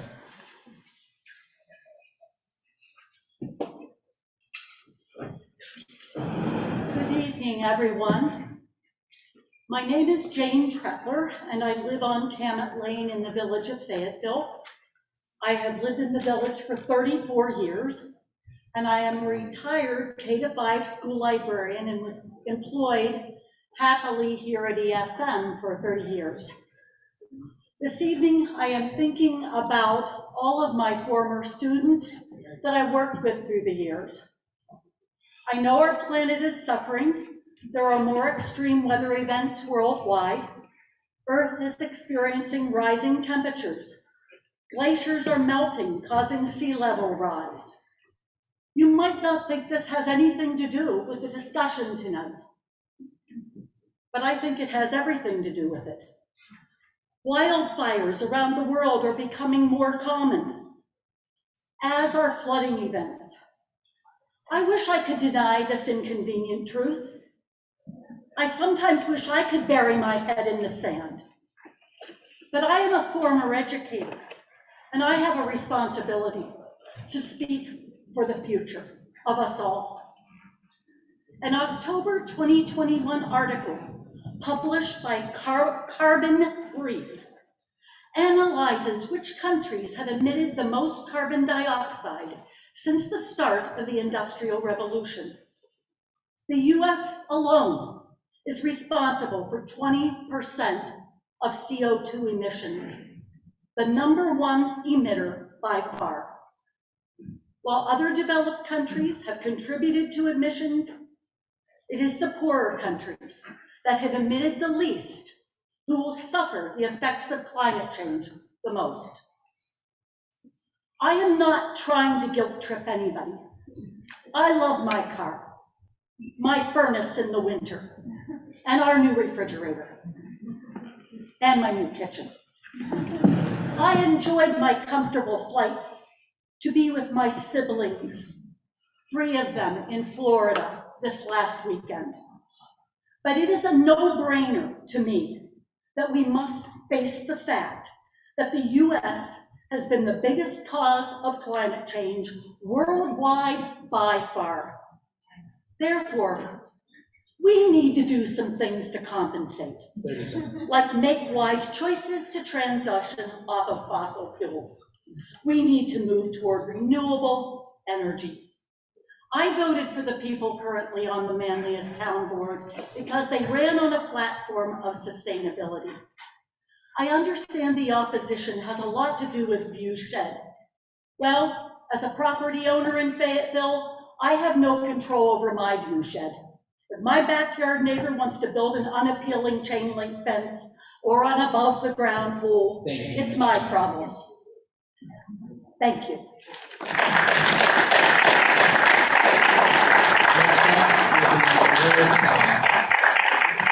My name is Carolyn Miller, and I have lived in the town of Manlius for 33 years.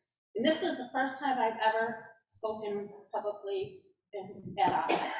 To the young people here, I do feel sorry for you. I do feel bad for your futures, because this is an example of our government. They are not transparent. So we're in a world of trouble, you're right. So I am opposing the proposed changes to the town solar code to bypass the planning board. The planning board received 235 correspondences about the project and 145 were opposed. That's 62%. That is, I am deeply concerned about this move by the town board, and I'm worried about the precedent which it sets for the future of the town. What other laws can the town board change? This is very dangerous. The planning board is the checks and balances. So in reality, having the planning board is making sure that the town board is not circumventing the will of the taxpayers. Thank you.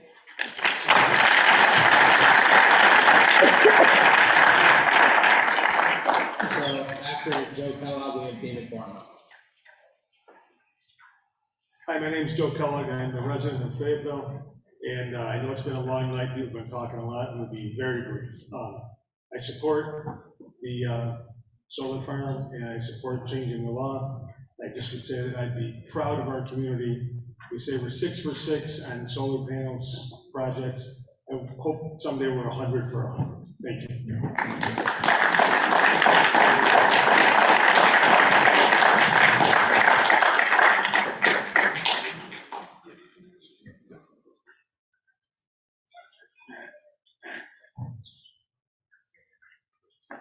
So up after David will be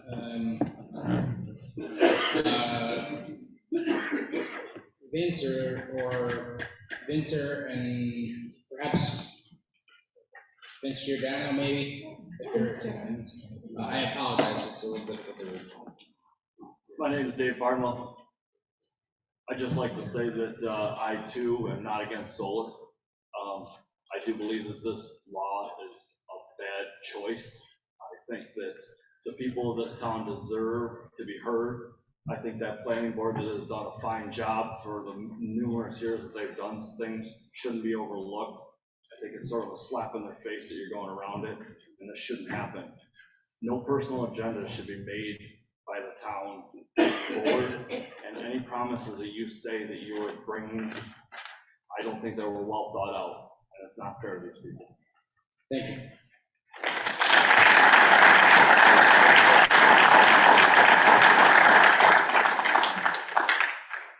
Okay, so we'll go next to Barbara Studick. Sir.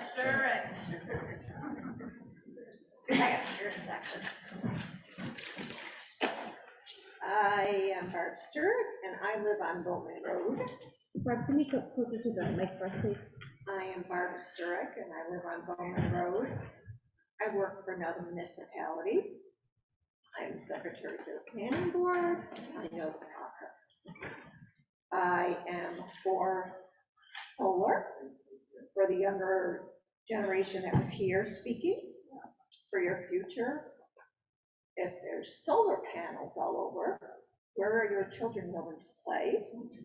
Where are you going to build a home? What about the ecosystem? You can't have solar panels all over the place. I think that the planning board needs to be reviewing this. I think you guys really need to think about what you're deciding on. As for the farming, my husband did the farming. As for flooding, my family has to go to the town of DeWitt to have them clear out the beaver dams so that our property is not flooding.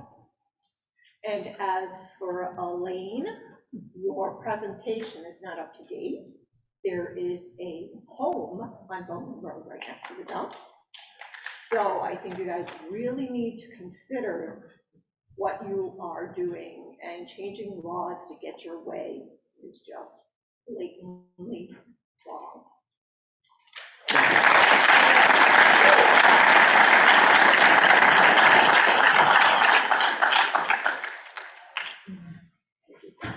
So a little difficult to, the next person, just for the address, 4822 Hyde Road, I believe the last name is Wood.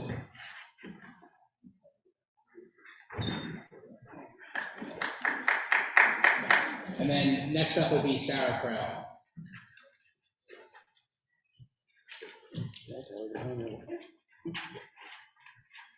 Hello? Is this good enough? Okay. I would, I go. Could you remind us of your name, please? I think it's. Oh, yeah, sure. My name is Mike Wood. I'm 18 years old. I would like to first address the laughter that occurred in response to one of the former speakers. They voiced that there is a fear amongst recent generations of having kids. Many of my friends have echoed. Louder. Just right into right into the microphone. Okay. There you go. I would like to Reset. first. You can start. Oh, okay. Thank you. I'd like to first address the laughter that occurred in response to one of my former speakers. They voiced that there is a fear amongst recent generations of having kids. Many of my friends have echoed this fear to me, and I do too. Your laughter shows how severed this audience is from the youth. My name is Ike Wood, and I'm 18 years old. I support the law change. As I'm looking around the auditorium tonight, I'm noticing that there are a lot of people here who may not have to watch the next generations burden the dying wave of our weakening environment. For decades, the negligence of carbon emissions and climate abuse has raised a generation of youth petrified of bringing new kids into this world. I should not need to worry if my grandchildren will be able to enjoy a life of health and nature. I ask of anyone opposed to this plan, please, I ask you to look past your normative hands and into the eyes of my peers who will suffer the most. Your traditional values will mean nothing if we cannot continue to allow our future generations to live healthily. Please, I ask you all to look past your bureaucratic values and simply gaze at your children's burning future. We are running out of time to act. Change is uncomfortable, but I guarantee you that the blistering consequences of not acting while we have the chance will rain fire onto the generations of the future. Thank you. Also, really quickly, our children will play on playgrounds. We don't need. Okay. What's the alternative? Okay, let's not address other speakers, but I appreciate it. Sorry, like the alternative to landfill?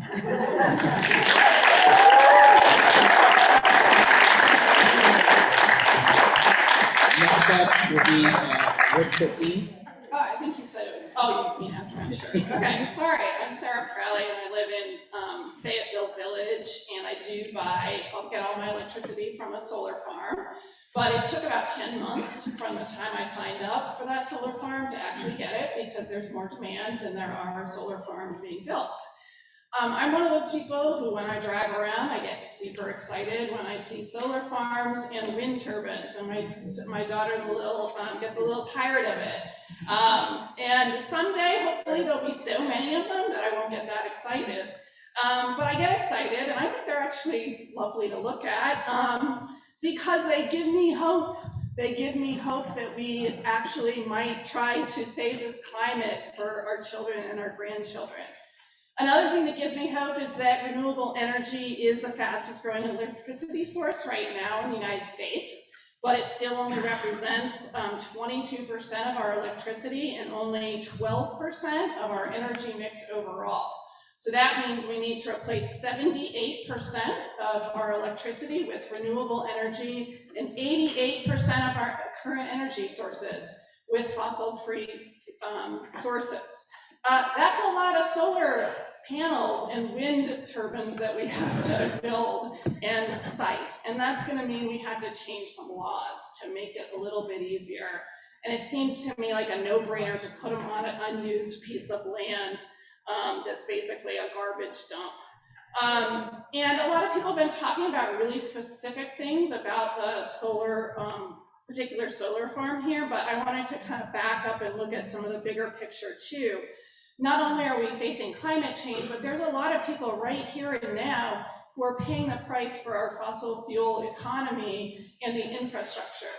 You know, what if you live near fracking wells? What if you live near coal-fired power plants? What if you live near oil refineries? We are a wealthy, largely white community. The communities that are suffering from our fossil fuel infrastructure are poor and people of color. And the impacts on them are terrible, right? Their asthma, their health, and the environmental impacts are severe. So it seems to me like we're just gonna have to accept some of the viewscapes, the new viewscapes that we're gonna have to accept into this future. I voted for many of you on here. I know some of you on here. I know that you're really smart and thoughtful people, and I trust you to make the right decision, and I support the solar farm as well as the change in the law. Thank you.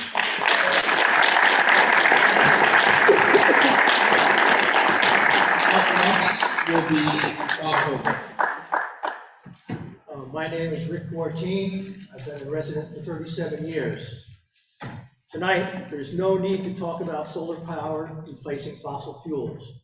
Tonight, the discussion should be about why the town board wants to amend the solar photovoltaic law for town and land, including the Bowman Road Solar Project. The Bowman Road Solar proposal has been in the works since April 2020. In October 2020, the town of Manlius signed a 25-year lease with Abundant Solar Power LLC for use of the Bowman Road landfill site. On February 10th, 2021, the town board delegated the authority of granting all solar farm special permits to the planning board by amending sections of local law, chapter 155, article 4, regarding solar photovoltaic systems to delegate special permit authority to the planning board.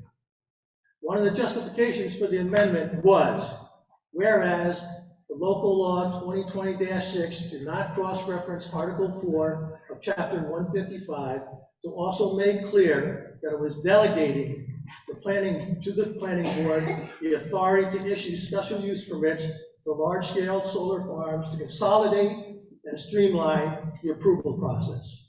Note, 4 of the current town board members and the current town supervisors were members of the town board in February 2021 that approved the amendment with the listed justification and knowing that the Bowman Road project was in the mix for a special permit.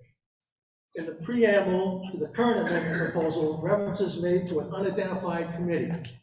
Whereas the town board of the town of Manlius created a committee to review the existing solar photovoltaic law and the recommended modifications to said law. Whereas the committee has been working on this local law for 10 months. By committee, it must be referring to the commercial solar study group. The study group is composed of the town board and planning board members, resulting in a bipartisan mix. The town attorney was or is also a part of the group. In October 2021, the commercial solar study group was issued its final report. Following the report format, question: do we need to change the town of Manlius local law? Answers: the current town law is adequate, but could use amendments or improvements. The next item is sources, which lists various links. Then finally, the next step. The study group members will propose amendments to the law that may include an overlay district or restrictions on total number of wattage acres, as well as technical changes based on our experience with several applications. Remember, this is a bipartisan group issuing a report, and no proposed amendment was mentioned.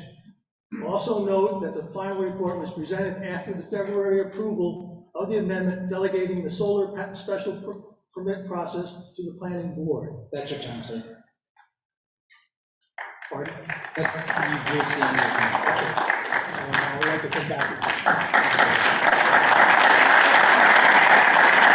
So I just asked again for Matt Hogel, if you're here. Yeah. And then our last speaker who signed up is Yulia Leary. And then I'll just ask the town clerk if we can prepare to do online comment. There's a gentleman here who says he's signed up. Okay. We will have you up next. So you, and then you, if you want to. Bob River? Very possibly, but feel free to. Okay. I'm a part-time resident in Fayetteville, and I've been following this for quite some time. I was at the previous town meeting with Abundant. I was very disillusioned by the quality of the economic analysis that was presented by Abundant at that point. I was also somewhat dumbfounded that it was presented that it was a Canadian company. It's not. Its owners and the person who signed the lease are from Japan and China. Keep in mind that China is the largest polluter in the world. That's where they make all these solar panels. And I, again, would point out to your presentation up there that you made earlier, just cursorily looking at it, you had a total of $568,000. You included 25 years of a pilot in that, is the way I calculated it. He did not include the pilot in that, right? No, in the 568 you sure did. There was only 518,000. An estimate, but we haven't decided pilot, we don't know. But you put up an example of the numbers that you used so that for you can 20 years. understand what a pilot agreement might look like. I'm just saying, it's sloppy. Your presentation, your work is sloppy. It's not done correctly, it's not accurate. You said 25 years up there, you only included 20 years in the example of a pilot. Yes, you did. Put your thing up and we'll take a look at it right now. Keep going, No, it's not a yeah. debate. It isn't, it's a fact. No, it's not a debate. Well, my point is, I'm not attacking you personally, I'm just saying the whole process was sloppy. I was CFO of one of the largest banks in the country. If you ever came in and gave me that kind of an analysis, I'd fire you on the spot, because it's not done properly. What about Abundant? What about the fact that this woman-owned business was not allowed to come in? You took a 2016 RFP and you used it to make a decision. You could have had more than twice the money. Your email certainly allude to that. What can I tell you? You guys did a lousy job on this deal, and you should go back and either renegotiate it, or because the town, and all you folks who want to get benefit from the economics of it, you're getting screwed. That's all I have to say.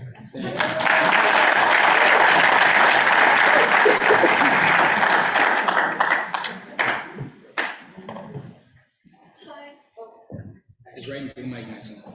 Hi, I'm Julie Beery. I go to FM High School, and I've lived in Fayetteville for 16 years now. I'm interested in politics, government, and seeing my local administration do things in the best interest of their people. I take part in Model UN at FM, take as many classes as possible about government, and hope to take part in politics after college. However, I think everyone here knows that the future that I envision for myself cannot be possible if something is not done about the environment immediately. I stand here as an empowered young woman wondering how it is possible to say that you support green energy and the proliferation of future generations when the majority of the opposition thus far has been solely focused on a political tit for tat. This is so frustrating for the youth and the crowd who are hoping to get things done. This law is not about how much the government is expanding, and the town board isn't out to take your freedom.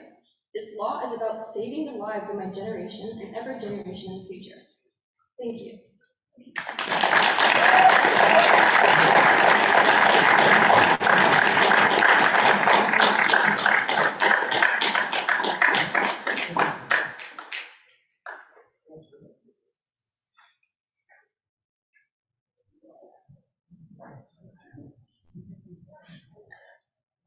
My name is, can you hear me?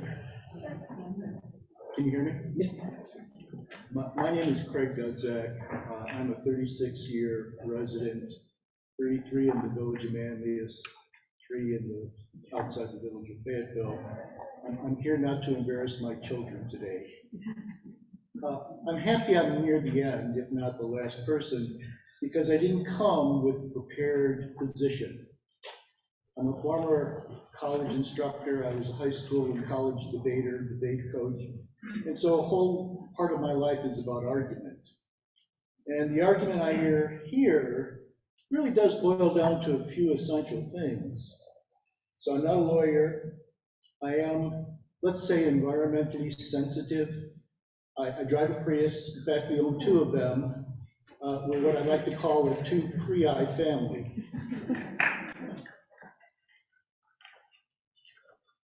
I was 18 once, and I remember Rachel Carson, and I remember Silent Spring, and I remember the environmental issues that were prominent at the time, and they haven't gone away.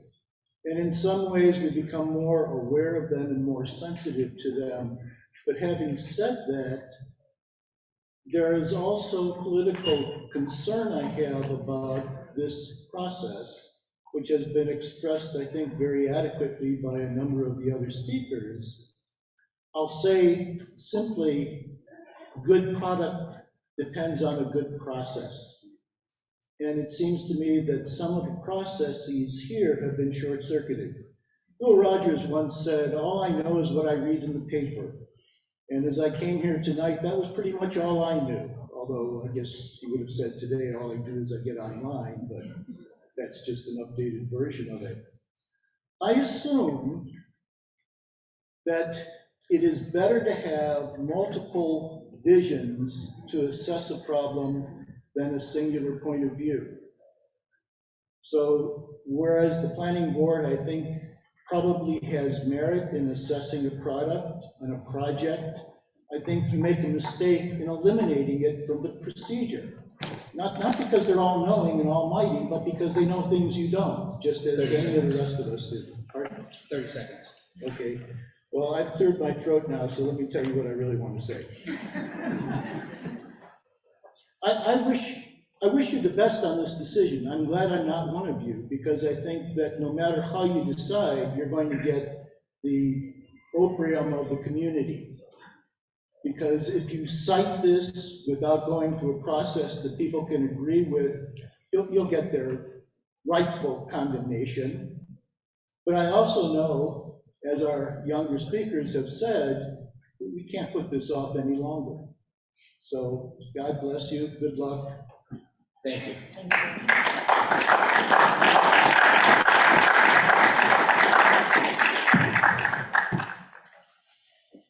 Good evening.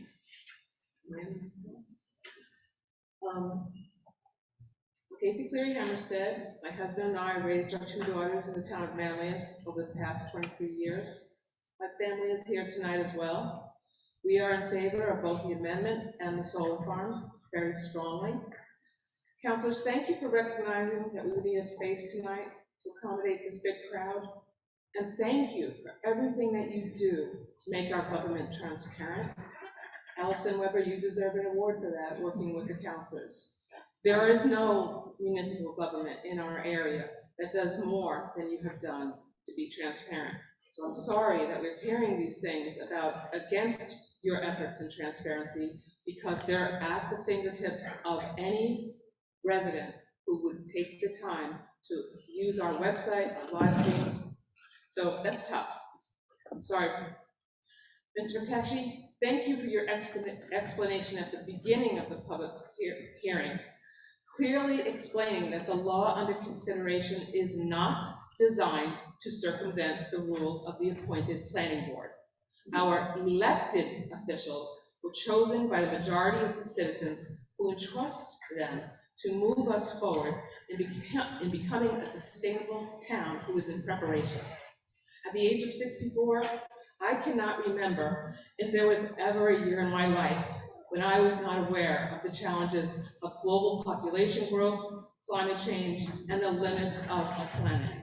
When this evening started and we looked out over the full auditorium, it was startling to see how many people in attendance had bright white hair, or were bald, or dyed. On average, tonight, the audience has been a gathering of elders. All elders grew up with the same information that I did. We are a couple of generations who have failed to act. Kicking the can down the road year after year, decade after decade, and now we have run out of road. We cannot wait any longer. It's hard to hear elders say with a straight face that they're in favor of solar power, but are opposed to this proposition.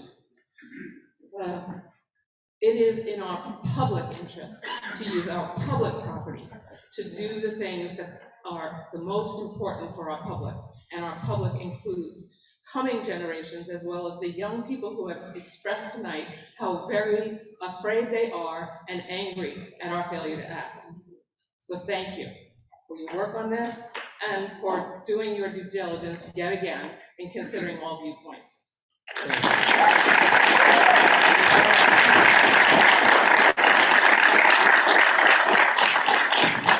We'll move to online comments, and if anyone else would like to speak, I'll just ask the queue behind town clerk voting.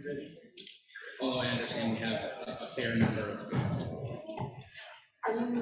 Are we going to have the capability to allow virtual attendees to turn their audio on and speak? We have 2 requests for that, and I'm not sure if that will work, given the fact that we had to detach. I think it'll work, we just have to.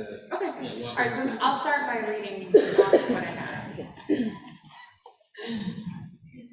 Lori Rolnick writes, in lieu of a letter or speaking at the meeting, I would like to note support for this proposal. It is a positive development for our community and will help us have clean, renewable energy with minimal impact. Eric and Kookie Haynes, adding full our support for town of Manlius community solar on landfills and the zone legislation change. 30+ years residents of the town of Manlius.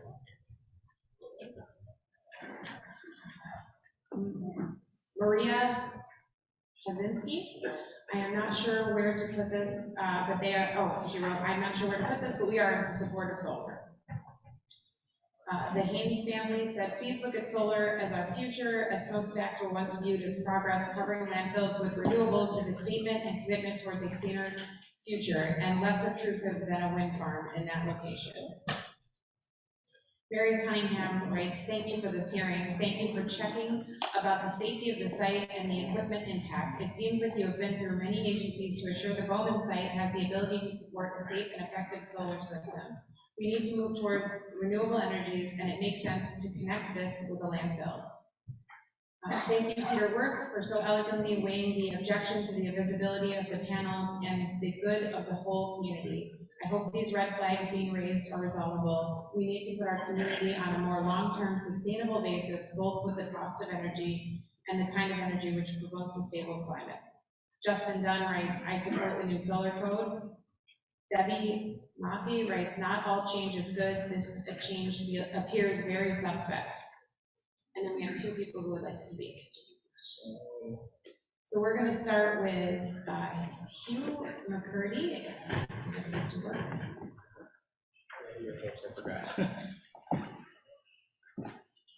Okay, Hugh, we've got you.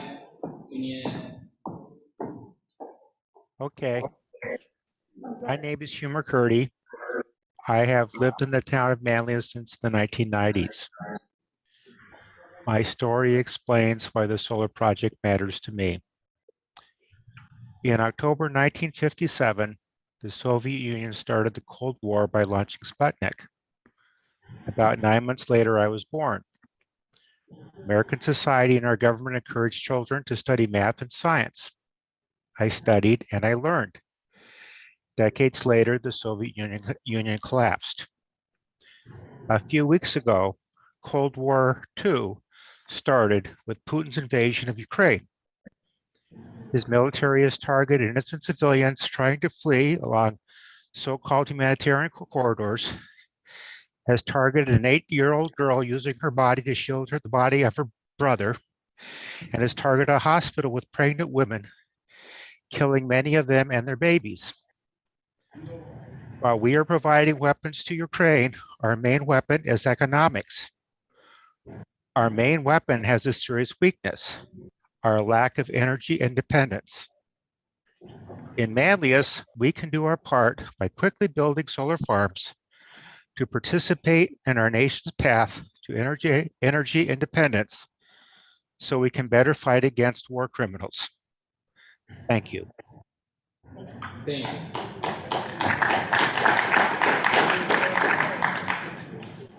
Our next request to speak is from Ingrid Gonzalez McCurdy.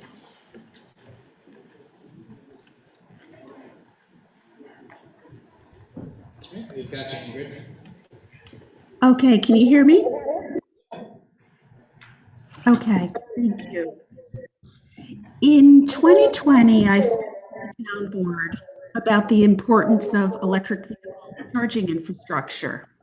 Around the same time, there were discussions about plans for solar projects, including the Bowman Road project on an otherwise useless landfill. Other projects have been completed while this one has stalled, and I wonder why. While in my neighborhood this weekend, I live in Fremont Meadows, a woman approached me and said, "We don't want this solar project. It's going to obstruct our view. And don't you realize that living in Fremont Meadows, your neighborhood is going to be flooded?" I said, "That is not accurate." So part of my concern in this whole scenario has been false information that has been shared about solar. And so my hope is that the town, as well as groups like the Climate Action Council, can share accurate information about solar and the plans for this project, which I am very much in favor of. Change is hard. My husband and I are EV owners. I spoke about the benefits, what the driving is like, how to charge them, and shared that with town board members. And several years later, after doing research, many of them are now owners. Knowledge is power. Misinformation thwarts informed decision-making. I support this process and this change, and my hope is that the folks who are sharing information to sway people in a direction that is not consistent with their opinion will consider the long-term impacts. We need to think about our climate. Our time's running out. Thank you, Ingrid.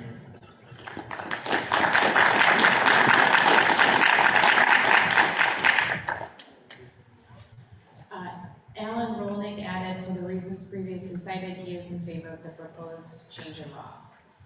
So I think that's the end of our online comments. Yes. Okay, so if anyone else would like to come up for another 3 minutes, please queue behind the podium. Hi. Hi, I'm John Buckley, live at 7116 Carstairs Circle. And to address the younger folks, I know you don't want to address them, but this afternoon, I put my 2-year-old grandson down for a nap. I get lucky to do that. My daughter lives in the same area. So to think I don't care about them is crazy.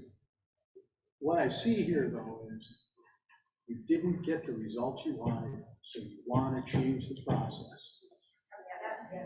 That's what I see. No other way. You pulled it before they said it wasn't going to happen. And that's what I see. I'm for full solar, but my God, use the process you had. And now to change it after the fact, when it's going to get pulled, this is ludicrous. You know, I have a master's in public administration. I worked in government for 4 years. And I got out of government because of people like you doing things like this. I said, I can't do it. I just can't do it. In the early, like 2012, Harry Reid blew up the filibuster for judicial appointments. And much to the Democrats' chagrin, they got 3 conservative justices in because they blew that up. Think about what you're doing. Thank you.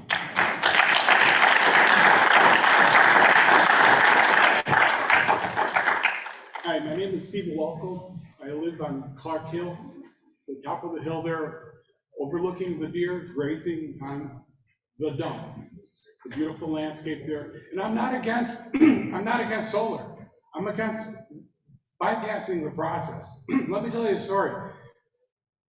When we were raising our children, my wife was in charge of taking care of where they had to go, make sure the homework was done, make sure that that they made it for appointments, make sure that their rooms were clean. And when they asked her to do something, she knew what they had to do before they get to do it. So what did they do?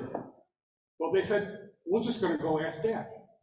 Because he doesn't know all these things, and he's not the expert of our daily schedule, and he'll just say yes.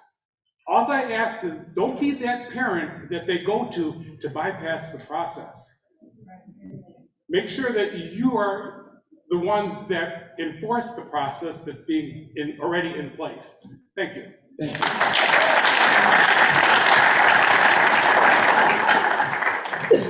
I am Elizabeth Merriam and I live in Fayetteville. I do not agree with the proposal to bypass the planning board for any projects whatsoever. I have a lot of confidence in the planning board.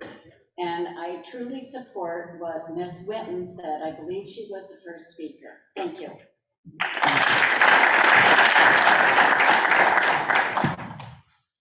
I'm Malcolm Bender, and my family's been here for 150 years or so. I've been here 68 years, and a couple of things come to mind. I've heard a lot of comment of people saying, you know, about their concern for the quality of life and what's going to happen because they are looking at this place and all the concerns.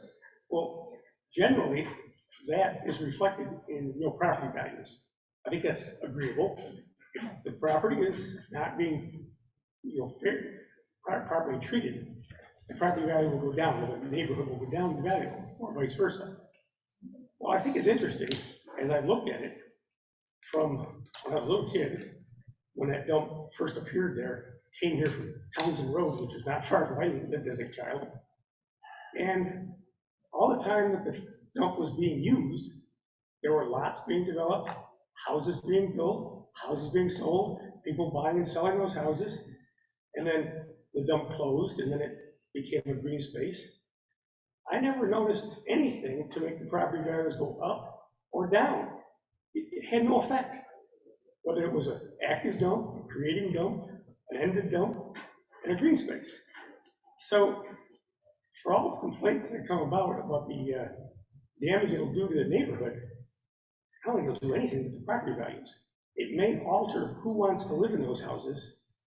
And I realize and I feel for the people there because they have bought into the idea they see that view that they don't own, although indirectly they do because it is public property. But when they bought their house, if somebody told them, see that green space, it'll always be there. That person lied to them. It isn't, they can't say that kind of statement.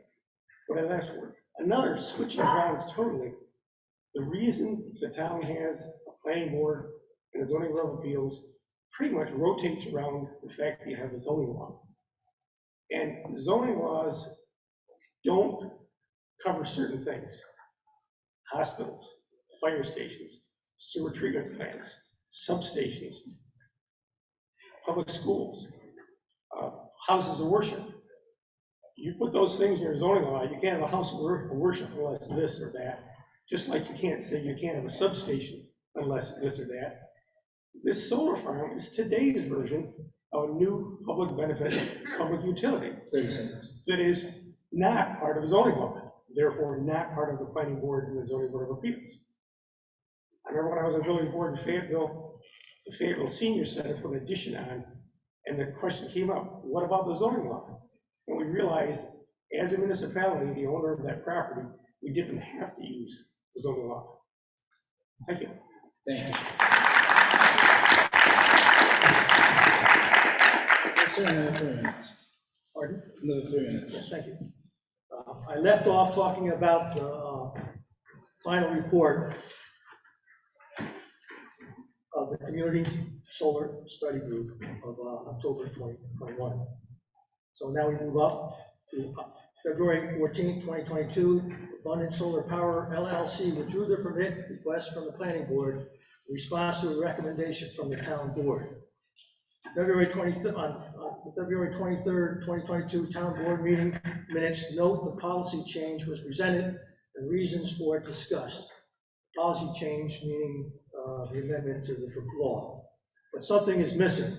The committee mentioned in the preamble, the committee that has been working on the local law for 10 months, the Commercial Solar Study Group, whose October 21st final report did not recommend modifications to said law, the Commercial Solar Study Group that did not recommend modifications to said law to the Town Board at any of their meetings per the meeting note minutes since the committee's final report was presented in October 2021.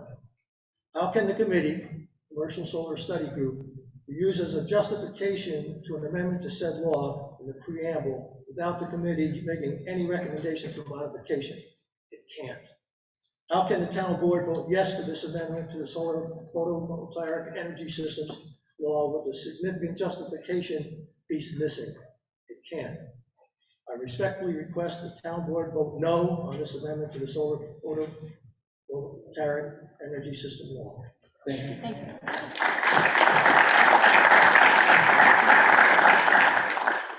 Good evening, everybody. I didn't come here to really talk, but after hearing everything and seeing everything, I just decided that, you know what, I'm going to. I live on Robert Road, and I'm definitely against the project. And you know what, I have a 5 and a 7-year-old. So I am for solar. I'm for trying to save the environment. I have young children. But what I'm not for is when you don't get your way, changing the rules, changing the laws to get what you want. My 5 and 7-year-old know that if you don't get your way or something's not going right, you don't pick up your ball and you go home, you finish the game.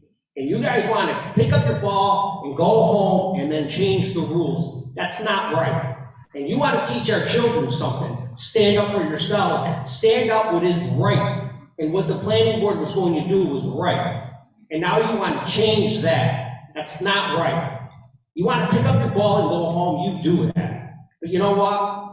I don't play with my friends anymore that I did that. I'm still friends. I'm still friends with the people that I know from Huntington and Henniger, all throughout, and now I live in East Syracuse. And you know what? Those kids that pick up the ball, I don't know where they are. But you know what? The people that stayed and played, I'm still friends with. You don't do what's right. You do what's right. You don't just change the rules because you didn't like what you got.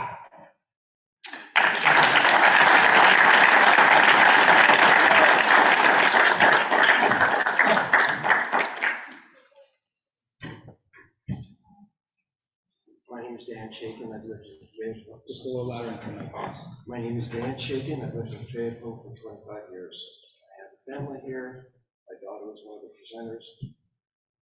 I had no intention of speaking tonight. I came, and I don't mean to not address you. But Just, if but you I'm could. not really addressing you. Yeah. I came. I can hear you in the mic. Yeah, you get straight into the mic and I then. understand. I was in favor of the proposal. But I also came with an open mind, ready to listen to the concerns that many people have.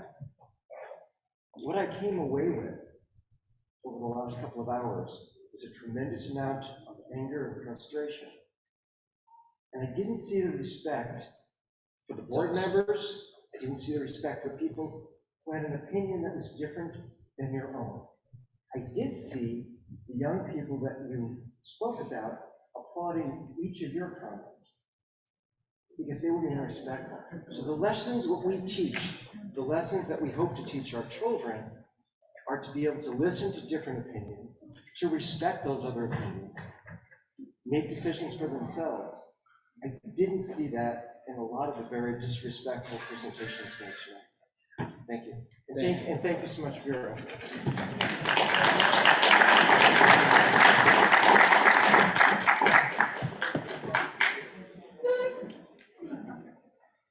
Testing, can you hear me?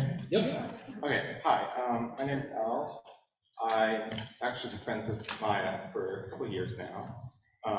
Wasn't really planning on saying anything, but just a few points I want to make. First, I distinctly remember near the beginning, comparatively, a fellow speaker making a comment about being worried for our kids' futures, for his grandkids' futures, and whether we should indeed even have kids. And some of you laughed. You laughed. You found jest from her comment. You found amusement. It was a laughing matter to you. That is sick. It's completely and utterly sick. Many of you tonight, who I have not agreed with, have valid concerns. I respect your opinions. Because frankly, you guys could have done a better job. But let's try to remain civil, okay? Thank you.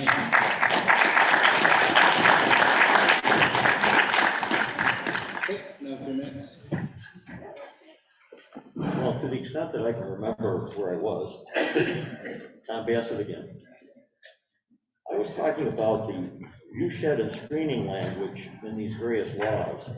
The model law that our original 2016 solar law was patterned after, and subsequent laws. Those laws, the language in those laws regarding viewshed and screening talks about reasonably mitigate the view or as reasonably practical from public roadways and adjacent properties to the extent feasible. I mentioned in our landfill situation, it's not possible for any applicant to fully screen its facilities given the height of the landfill and the topography of the surrounding property. So while Abundance Solar, I believe, was prepared to make a good faith effort in that regard, the Manlius Planning Board was clearly prepared to consider such an effort inadequate and did not deny the application, despite the fact that any screening plan could never fully mitigate the views and thus was not feasible. I believe the likely planning board analysis on this issue is incorrect, and that the intent of the applicable statutory language was to encourage flexibility and reasonableness based upon relevant factors like impossibility of fully adequate screening. In the unlikely event the planning board opted to approve the Abundant Solar application, it was likely that opposition residents would hire Dirk Audible or some other attorney to follow through on their threat to commence an Article 78 proceeding to challenge the whole approval process. That would have then tied up the project in court without any guarantee that the challenge would be eventually dismissed. So this new law is proposed to permit the landfill project to proceed under this limited carve-out for this for solar project applications on town-owned property, with a review by the town board and not the planning board, utilizing separate, similar review criteria, which are more flexible than the planning board project review criteria. So I again advocate its adoption. People here have said that there hasn't been an opportunity for public input. There'd be more possibility of input at the planning board level. Well, this is an opportunity. There'd be no more opportunity before the planning board as opposed to this, the town board. 30 seconds. And the final thing is, I just want to mention a letter I wrote to the Post Standard recently, talking about the politics of this. The town board was elected by the taxpayers of the residents of the town of Manlius in toto, and they are elected, they can be removed in subsequent elections. The planning board members are all appointed. There's an obvious difference in political views that underlies this whole situation. And if opponents of the change in the law want to change things, want to prevent this amendment or reverse the amendment if it's passed, they can vote the existing members of the town board out.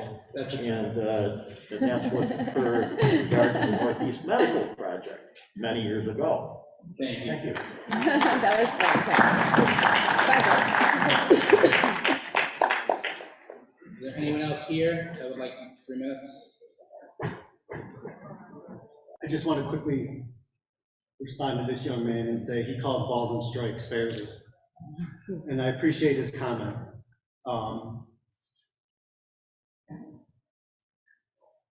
The goal was to be civil, and I think it was largely civil. There was one little incident, and he called balls and strikes fairly. So I just wanted to point that out. But also, we have a bias. It's our view shed. That is certainly true. This law, though, in the suggestion that we are going to find a solution in giving more power to people in power, is not a worthy solution. And the bias of climate change and where you're coming from with climate change on that position needs to be recognized. And the details of this project and the underlying issues of it are what need to be brought to the surface. So I encourage everybody to acknowledge our own bias here and dig into the actual details and facts supporting the proposed amendment and the solution provided. Do we want to give people in power more power? Is that a worthy solution? Thank you. Thank you.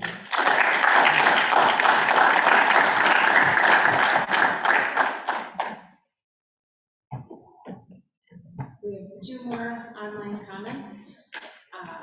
Andrea Bissen said she is an 18-year-old resident of Manlius and is in favor of placing solar panels on the Bowman landfill site. And she expressed that in the email she wrote earlier. Sankalp Goodman wrote,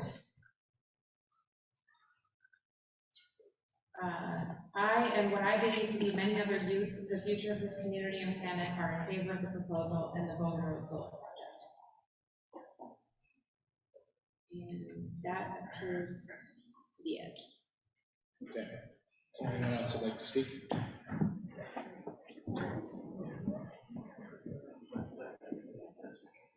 Good evening, councilors. As before, I'm Michael Thomas Friend from 8232 Salt Springs Road. I'll approach the subjects from a similar angle as some of the other speakers here tonight. The issue of trust that we should have in our public officials, and unfortunately our distrust due to some of their misbehavior. It's truly distressing that most of our elected officials across the nation and here locally have forgotten or ignored the most basic role of civil government, which is simply to secure or protect our God-given, not government-granted, but God-given rights to life, liberty, and the pursuit of happiness, which includes, of course, the ownership and exclusive use of private property. Concentration on this one fundamental responsibility by our elected officials would solve a great deal of our nation's ills.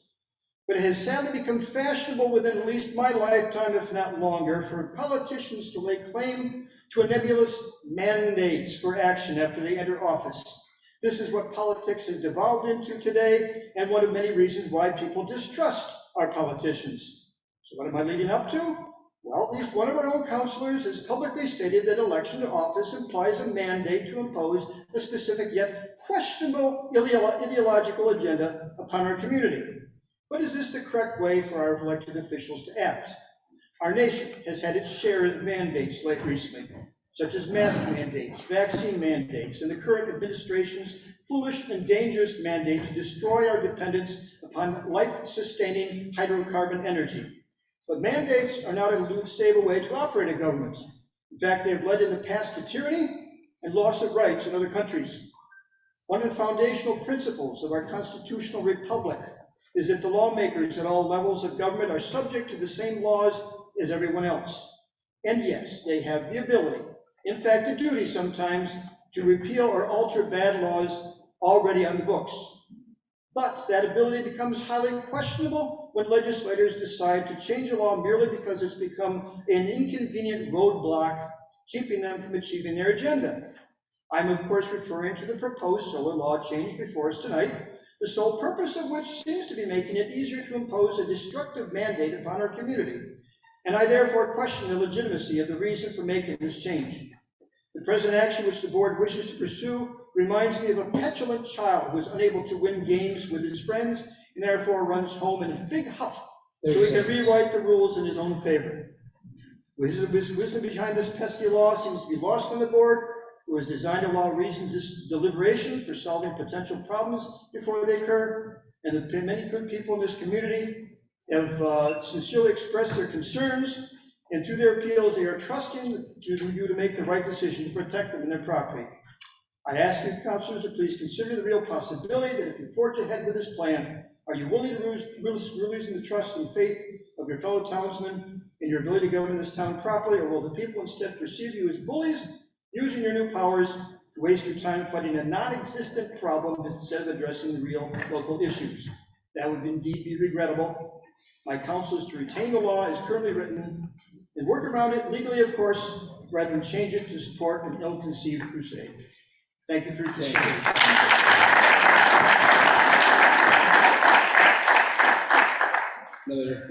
There was a comment that I did not include in my presentation due to the interest of time.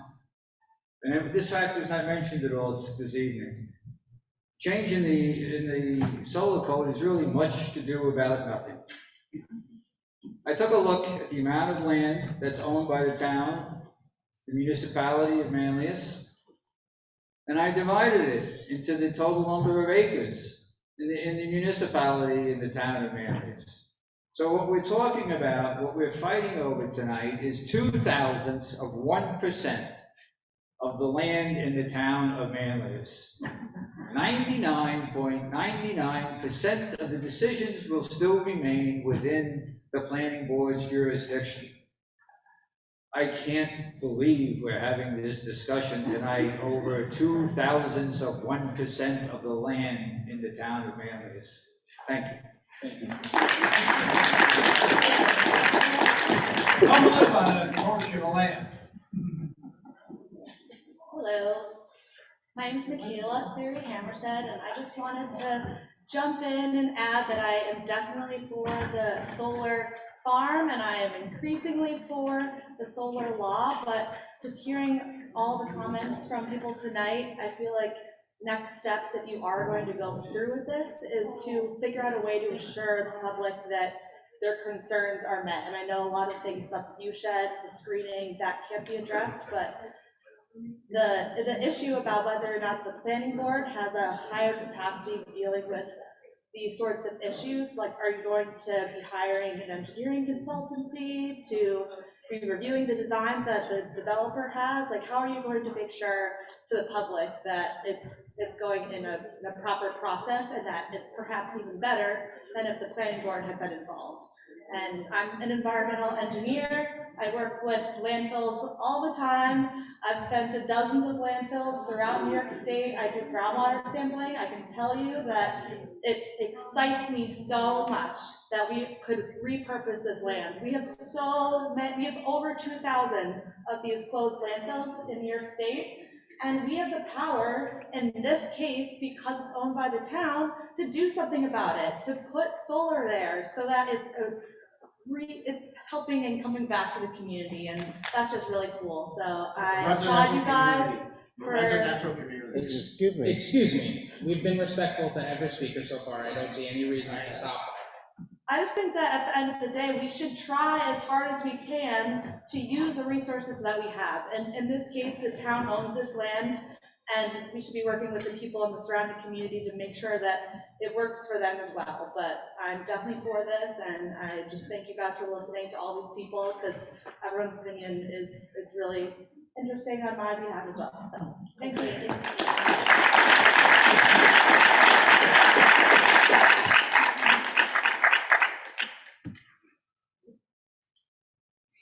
Okay, we have a request to speak. Sansar.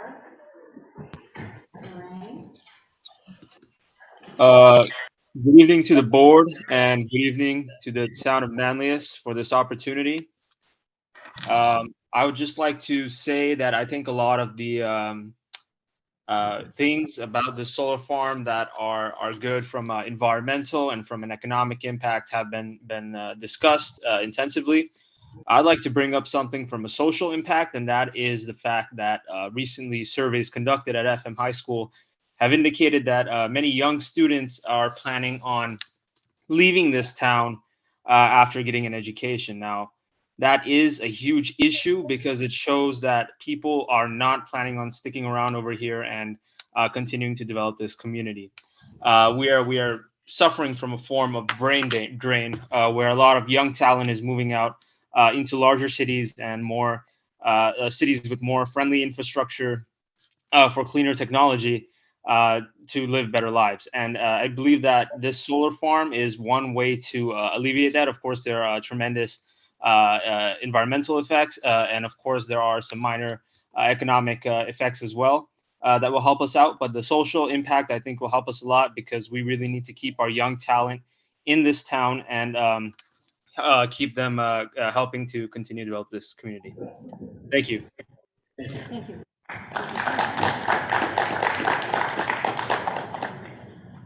Leslie Cole states that as a 52-year resident of the town of Manlius, she is in favor of putting this project on the Bowman Road site.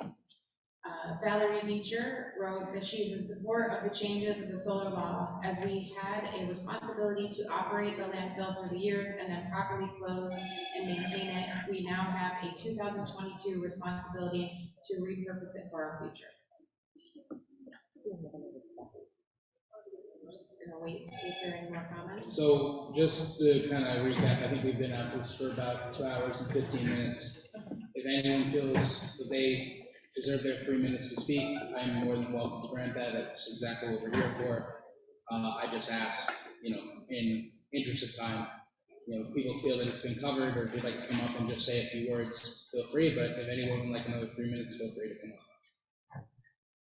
I'll try to keep it brief because I don't know about you, I'm ready to go to bed right now. But I'd just like to point out that this law doesn't specifically say the Bowman Road landfill will be affected by this. It says all town-owned land.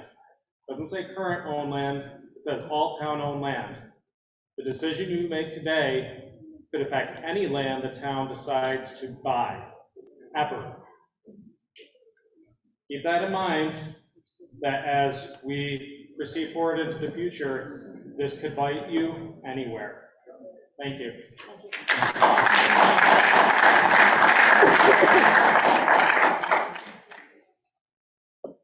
Anyone else would like to speak? I would entertain motion to close public hearing. So moved.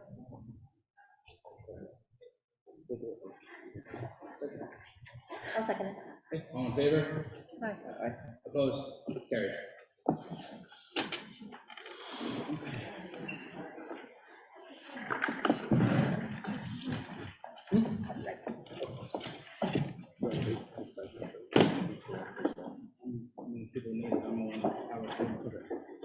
Can you just, you can go ahead and talk about that. Maybe until Sarah gets back, just a quick break. What do you want? Just a quick break. Okay, we'll take a small break until Sarah comes back.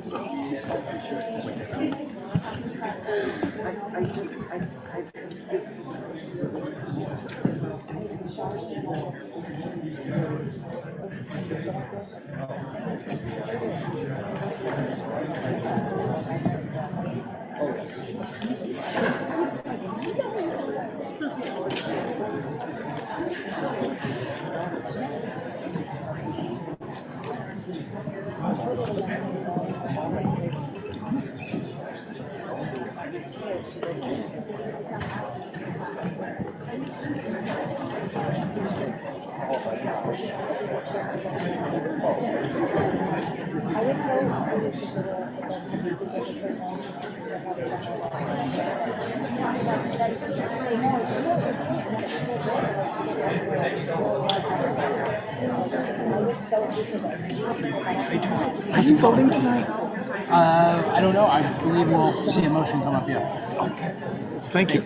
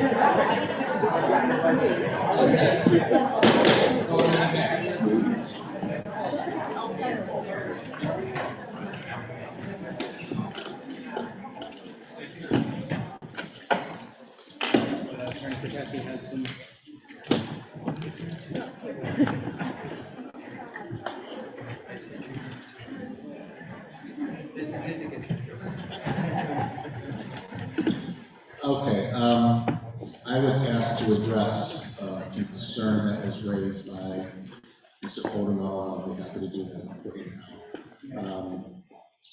At the meeting of April 28th, 2021, the town board did pass a separate resolution with the notice. And in fact, in that resolution that was presented to the board and passed, it did ratify again the lease. So we could provide that resolution to you if you'd like to see it. And it's available in the record. And so I know John had asked that question and Heather asked that question. So to the extent that is a question that Mr. Orwell has, be happy to talk to him about it, and we can go through it. And the minutes of the meeting reflect that a written resolution is presented to the board. So the other issue that I kind of want to discuss a little bit tonight is a point that was raised by one of the speakers at the public hearing, which frankly I never thought about until he raised it. And it doesn't surprise me that it would come from John Alford, I think, who is very meticulous about what he says and what he thinks. The fact that there is a provision in the code, which we have discussed regarding saturation, while it's clear in my mind that we can only control what happens in the town of Manlius, there is another solar array system near the landfill that is in the town of DeWitt. We had discussed this. I remember we had this conversation. So I would recommend, just to make it very clear and abundantly clear, no that we add to, based on that concern that was raised in the public hearing, add to the saturation component, which is section 18. Yeah, you're right. It's 8, but it's more than 18. It's on page 13 of your local law. But if somebody wants to tell me the section. I think Elaine has it. D4B 18. Okay. Does everybody see it?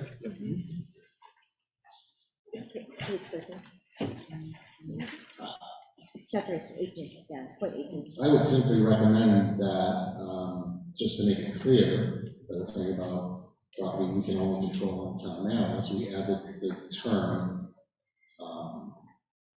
in the second sentence, in no event shall the LSES be placed within 1 mile of an existing LSES in the town of Manlius. So when we make the motion, we should say as amended As amended. to include that. Okay. Go ahead. I thought the saturation law, the 1 mile law also said that the planning board is override. Correct. It does say that? Yes. Yeah.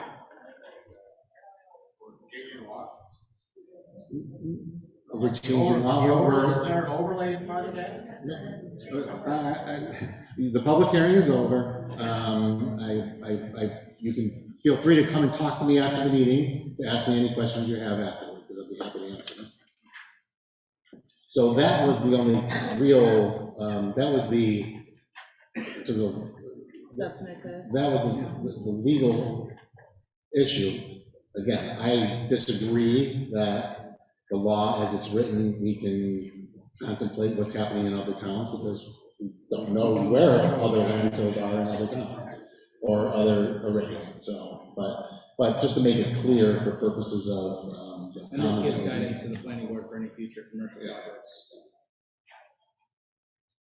So, if the board is so inclined to move this local law as presented tonight in a new resolution that is before you, without the changes that were made to the, there were some questions about tree. Yeah, I wanted to just say that, Go ahead. I just wanted to say that, the co-chair, thank you. Thank you. We received some comments from the co-chair of the tree commission, Stephanie Garashi, and she's in the process of drafting, along with other members of the tree commission, some recommendations for a tree ordinance update, and is in consultation with the planning board chair, and with myself and with all of us, and she thought that there could be some tweaks, but we can't add them here. The ordinance that we will consider in the future will be townwide. And this here could present a conflict if we made changes in here to existing town law. So we are taking them as part of a future conversation with the tree ordinance. Because the new ordinance would give us better guidelines. Would give us better and higher standards anyway, so it's sort of, yeah. So but I wanted to let you know that that was a conversation that was happening, and also, we can talk in a second, I have other remarks, but not in this moment. The other thing I did want to point out is that we did hear back from the Onondaga County Planning Board today. And they have determined that the local law that you're considering tonight would not have any inter-county or inter-wide county or inter-county impacts. No significant adverse inter-community or county-wide implications, and may consequently be acted solely by the referring board.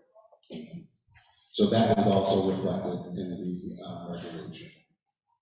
And there were several findings and determinations that were also included in the resolution that you have that were added to the local law. So the only change in the local law would be the one that we just mentioned, and the saturation.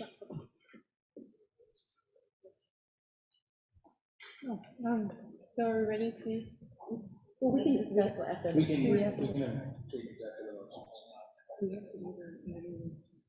No, We have to do this this one first. This one goes for, Because of the way they're numbered? Yeah. A needs three. Just make a motion? All right. So I'd like to make a motion. Yeah. What? Microphone. I'd like to make a motion to adopt local law 2022-2 to repeal section 155.27.2 of the town code regulating the placement of solar photovoltaic energy systems, and to replace it with a modified local law to regulate the placement of solar photovoltaic energy systems with the change to the saturation. Work? yes, as presented in the resolution. As presented in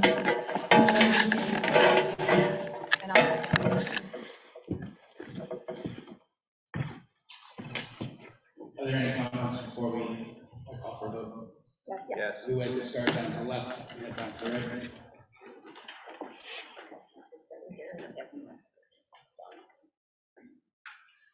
Hello. My vote on this law is based on the recommendations of the solar study group, of which I was co-chair, and we met extensively. Some of the questions, we did have our last meeting in October. We did continue to share drafts of this, some of these amendments over the course of the next couple months, so it's not, so it is true that the members of the solar study group did have some input into some of these changes. I think it's important that the residents see value of the amendments that were made that are not just about this one aspect. There were several different things that were incorporated that, there was quite a bit of thought and discussion that went into, and so the full law is more than this one section that has had most of the discussion tonight. We learned from some of the previous experiences that we had with the previous applications, and we tried to refine our process as we went along. And study group findings are on the town website. The town of Manlius has signed an intermunicipal agreement with Central New York Regional Planning and Development Board and has executed a lease with Abundance Solar Power. I believe it is important for the town to uphold its contractual commitments. The proposed law will secure accountability for town of Manlius actions related to the landfill site to the elected representatives of the town rather than the appointed planning board members who are not accountable to voters.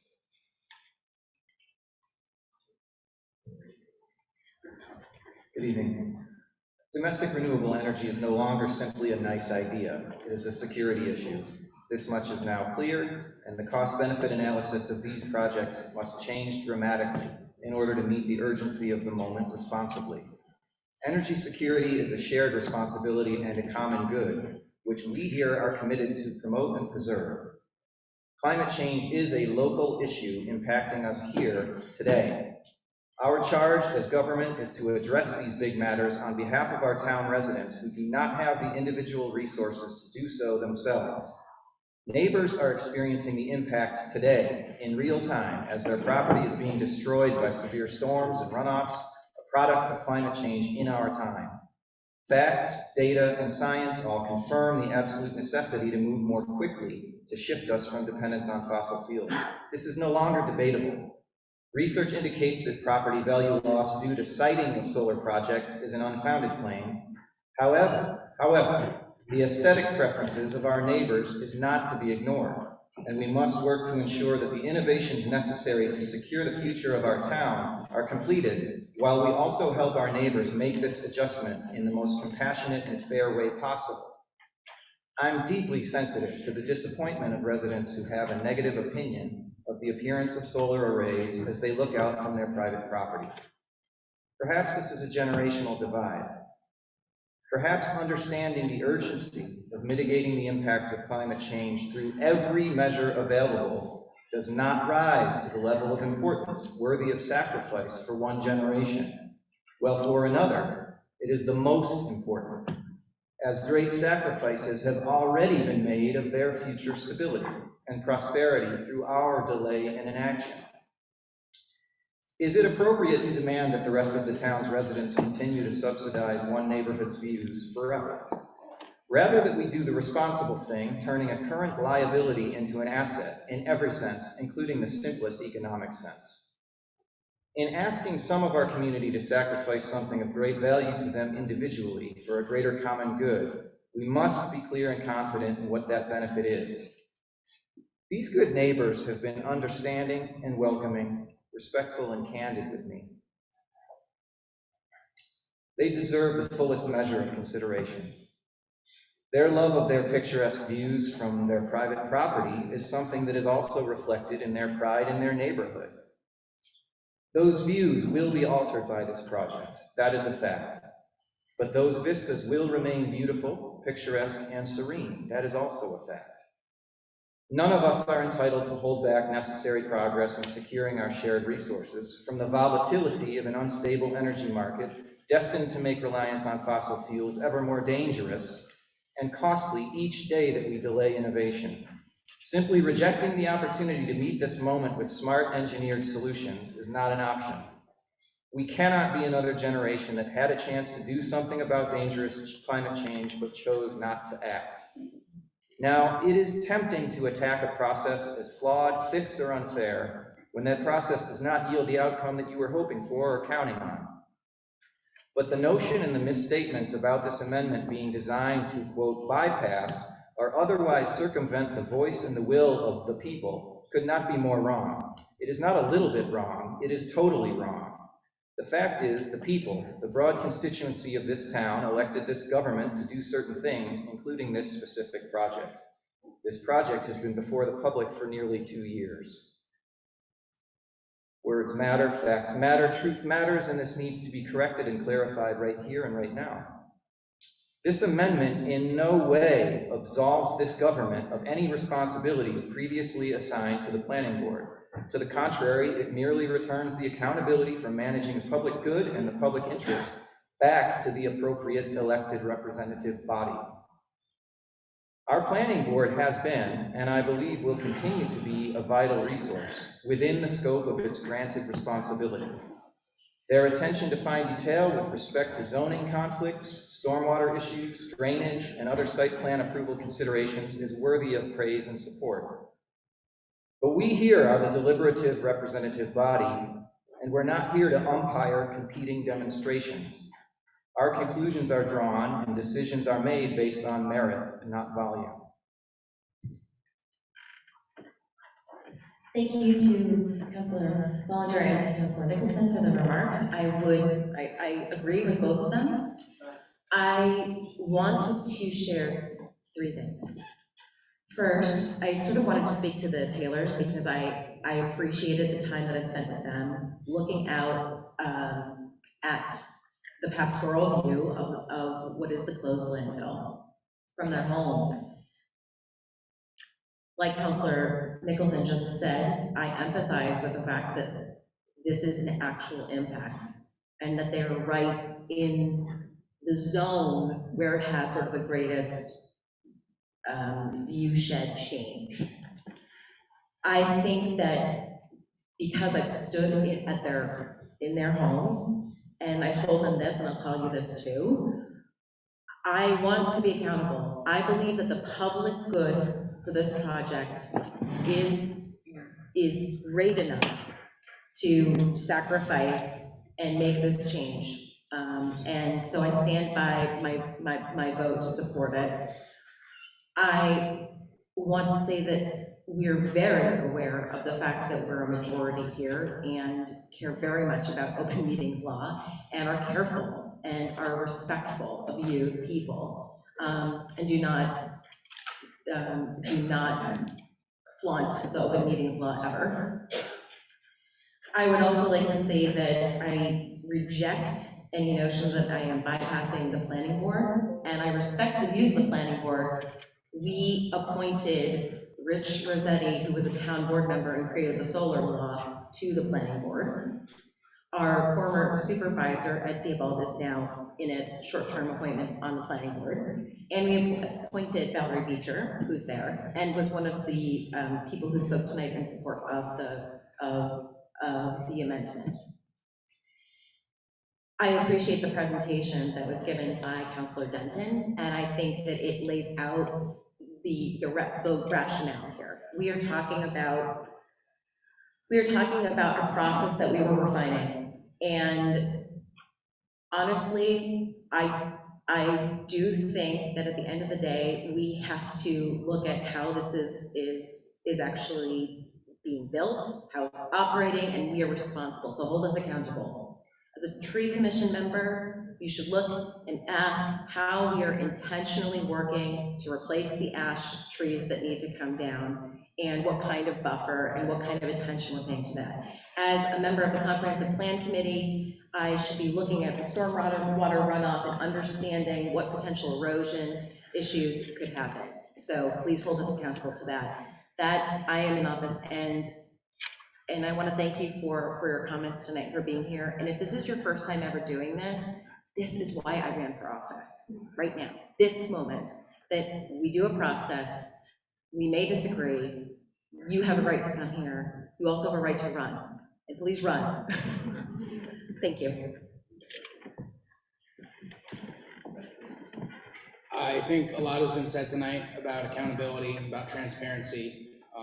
When I originally decided to run for town council, I ran on transparency, and I worked diligently as soon as elected to make sure that all of our meetings were live streamed and available and as accessible as possible. And it was a real pleasure to hear, going door to door for this last campaign for supervisor, that people were taking advantage of it. People felt like they were tuned in. And I appreciate the feelings of mistrust and lack of transparency. I really do. I have spent many opportunities talking with our town clerk of ways that we could be better, ways that we could be doing it better, making it a better product for people to consume and feel included, to have their comments heard, to have an opportunity to come to open podium. And I appreciate that some folks may not think that we have met some ideal of transparency, and I agree 100%. That's something that I think about every day, every week that I go into town hall and ask myself, what could we be doing better? And I appreciate that the process that we use to get to where we are could be better. I am not above admitting that it is okay to do your best and then self-reflect and say, we could do better, we need to do better, and we need to make sure that we hold ourselves accountable, and we need to make sure that we are held accountable. And just, I understand the conflict here, and I've said it from the beginning. Even in every decision we make, there is going to be one side and another side, and one side is going to get what they perceive to be what they want, and the other side will not. But when we come together and we discuss why our concerns are there, what concerns are there, and how we can address that, even if you're on the side that doesn't win the day, it's important to remember that we are elected by the people from this community, and if you don't like the decisions we make, we encourage folks to run and change the conversation and to continue bettering our community. I didn't get elected to stay elected. My plan is not to make convenient decisions to stay in office for as long as possible. If people feel that my decisions aren't what they want, good. That's what elections are for. That's why I go door to door. That's why I talk to people. So I appreciate that some people will be on the opposite side of our decision, but I'm committed to working with them to do as much as we can to ensure that the things that I talked about from door to door on the phone, I hold that promise, that we are going to do everything in our power to combat climate change and to do things, and to, I underline that, do things. I'm not here to hold the status quo and to make people comfortable. Our goal is to accomplish goals, to do things that we think are going to better our community and allow us to be a part of the solution rather than the problem. And so I'm very confident in my vote in support of this. And if you disagree, my door is always open. You can find my number on the website. Shoot me an email. You get my cell phone number. Happy to talk about it with everybody. Thank you.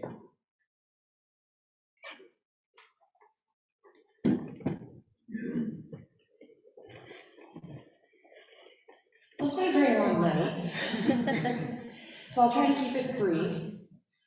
But I will say a little small story about one time when I was in high school. On my way back from the airport, driving off my road, I'd grown up in a house that across the street, it was all trees.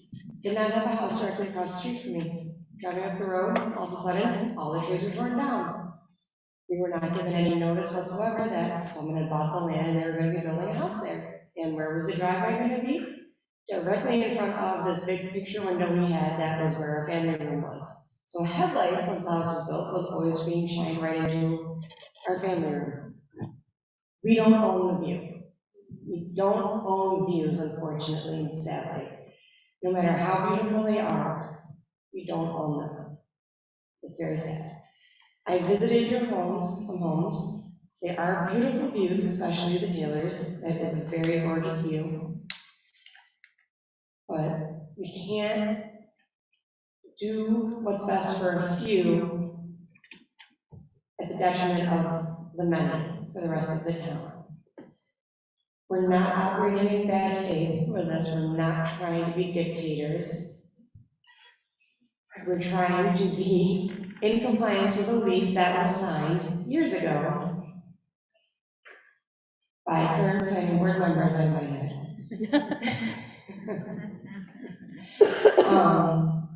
And we're not abolishing the planning board, because that is also something I've heard by many people who I've spoken to.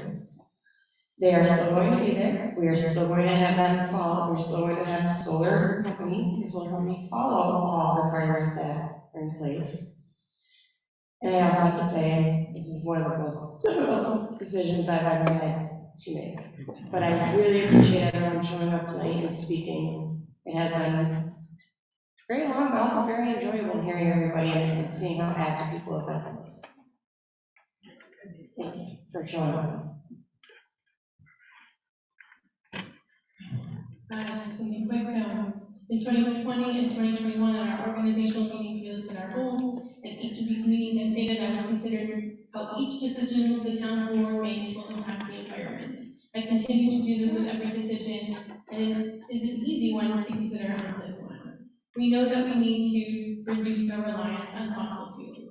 In order to do this, we need to invest in clean and renewable energy. There is no one way to do this. It is many different solutions working together. No solution will be perfect.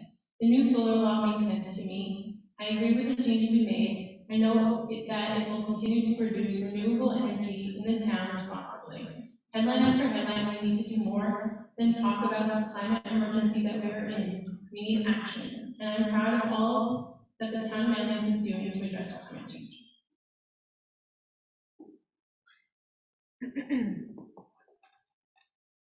Save the best for last, I see.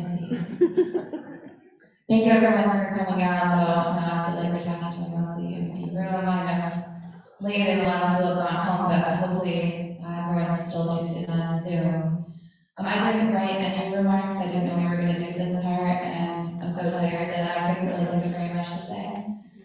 But what I would like to draw attention to is the tremendous respect that I have for my colleagues up here on this stage tonight. Sarah's commitment to the planning process and her work, I was co-chair with her, though she did more than I did, on a solar review committee. That was a lot of work, and she was really committed to learning, and she voted for the moratorium. She wanted to take that time. She was very thorough. She worked with Tim, and she worked with members of the planning board on that process diligently. Mr. Supervisor John Deere, his commitment to transparency has been since day one. We ran on it in 2019, and we were one of the first communities to be streaming live when the pandemic hit, because we had already bought the equipment and figured out how to use it, because we were going to be live streaming our meetings. Every conversation about this project was live streamed. All those videos have been up on Facebook, on YouTube for 2 years, and anyone was welcome to watch them at any time. I, for one, have been telling everyone I know and can think of about this project because I ran on this in 2019. I said we could do what DeWitt did. The town has a retired landfill just next to DeWitt's retired landfill. We could enter into a similar agreement as the one that they did.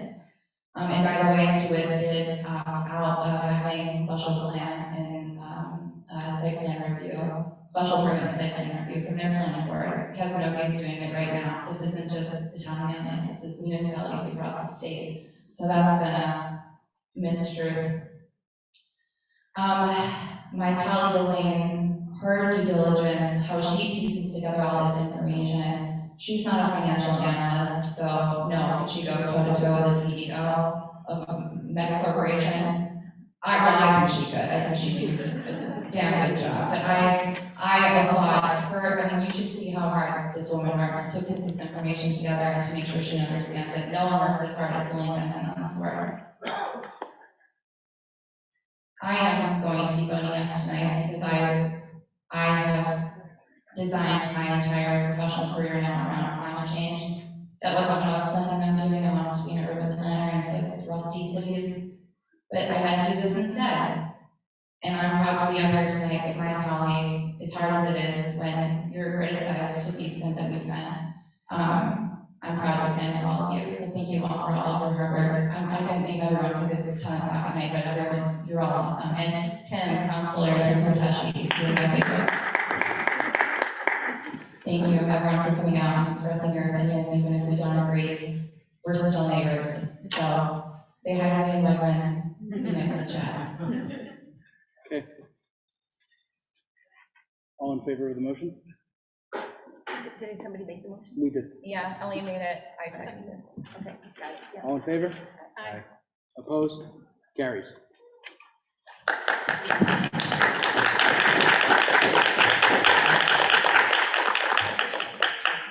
Okay, next on the agenda, we have, under Pesky. Oh, yeah, so I would entertain a motion for the previously discussed zone change. Mr. Supervisor, I'd like to make a motion to adopt the, what's the new subdivision? Local law number 2022-3. Mr. Supervisor, I'd like to make a motion to pass local law 2022-3 to change the zone for A&E med spa. All in favor? Opposed? Carries. Okay, next up, Attorney Tedeschi, we have to set a date for a public hearing, I believe. Yeah.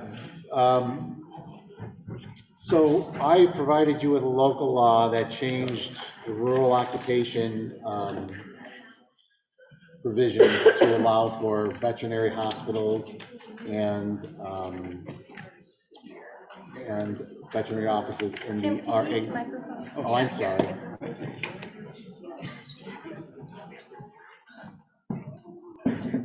We should always have a mic. Nice. In the RA district. I have talked to Elaine. Elaine had comments about that. And she made a suggestion to me that I thought was a better suggestion than the way I drafted it. And you have a new local law in front of you, which simply includes veterinary hospitals and animal hospitals and veterinary hospitals in the R3 district. So we're just going to allow those in the R3 district, which is incorporated in the RA district because RA refers back to R3. So whatever you can do in an R3, you can do in an RA. So that would allow it. Then I also left the provision in there that talks about rural occupations because it refers to the town board and in relation to you're referring to the planning board. So if you just want to make a motion. So is the proper currently in R3? No, it's an RA. RA. It's an RA. But RA is defined as all uses in R3. So how does this all come about? The planning board actually made a recommendation to the town board that that this is, they have an application before them that would expand an existing non-conforming veterinary in the RA zone. That's how it came to their attention, and that's why. I wondered how it came to their attention. That's how it came to their attention. Then they made a recommendation to the town board to change the law to allow for the expansion of that non-conforming use in the RA district. And it makes sense that we have animal hospitals and veterinary offices in the RA district since it's where most of our animals are. So this is just to set the date for a public hearing. I'll make the motion to set a date for a public hearing. Local law 2022-4. 6:35. At 6:35 on April 13th. I'll second it. All in favor? Opposed? Carries.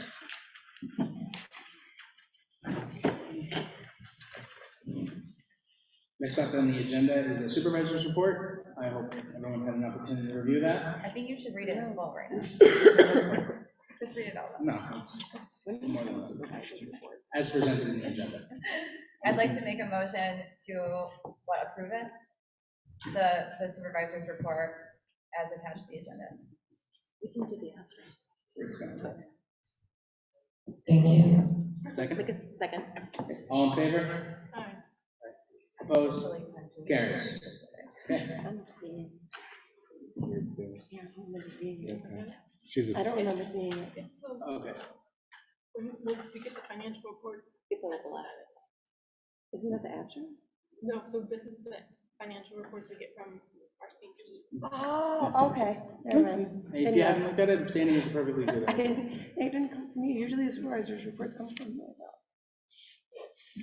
I didn't realize it was, I read those ones from the others from the ZPA. So I didn't realize this is it. like that, Councilor Zion did It's abstain. late. It's late.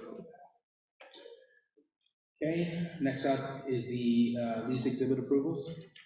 So Oh my gosh, my back hurts so bad. You guys, these chairs are awful. I have been presented with a couple of the exhibits that we think will supplement the lease for the landfill. They include the decommissioning plan, they include the site plan for the project. They also, we in January adopted the legal description. And I just want to state for the record that we did get a letter from B&L through Melissa Clark that indicated that it's their opinion that and they're going to be working with DEC on this issue, but it's their opinion that they will not be disturbing enough property, because of the ballasts, the very few ballasts that are actually gonna be, going into the landfill, that they would, that they are not required to do a stormwater pollution prevention plan. And I think another call out was that the landfill is designed to shed water, to not absorb any water, to allow the natural process that happens within a landfill. Right. And so the idea is that it is already fairly impervious as designed. What are our options in this case? Because I think that's one thing, but what are our options in terms of revisiting with Abundant and going back to them if we want some information? Well, so we have this, and we'll also be going to the DEC. The DEC will approve the stormwater. Right, okay, so the DEC will be. That is completely different and separate review from DEC in terms of how the landfill itself will be, how it will be. Not disturbed. Not disturbed. So what happens 3 years on, where we stand right now, 3 years on, if we notice that there's a pooling in one place or if something, and it could be dealing with some sort of erosion, if we don't have the stormwater plan, it's. Well, the stormwater plan would be in place before that. Right, so we don't have one, but there's no, I mean, we have to deal with the problem whether or not we have a plan. All I can do is submit what the engineers have provided to us. And we can have our engineer review it. And that's in the lease, is in the local solar law law to have our engineer review it. So I will give this to Allison for the record, but it's an email from Jillian Blake dated Wednesday, March 23rd, 2022 to Melissa, which was forwarded then to me. So I would simply ask for a motion to accept those documents as a supplement to the lease. The terms of the lease are not changing at all, it's just going to be a supplement to the lease. So moved. What were the last few words you said? The lease, the terms and conditions of the lease are not changing. It's just, these are supplementing. They're the supplementary part of it. Caitlin was so moved. Second. All in favor? Aye. Opposed? Okay. Carries.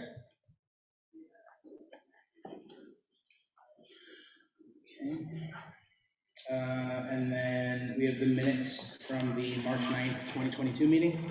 Please state that they'll be approved next meeting. Okay. I worried you guys never have time. Yeah. And then the Thank you for that 30 seconds. approval of abstract number 6. Mr. Supervisor, make a motion to approve. To approve abstract number 6 in the amount of $367,776.05. The big spenders this time were trash and our quarterly water bill. One second. All in favor? Aye. Opposed? Carries.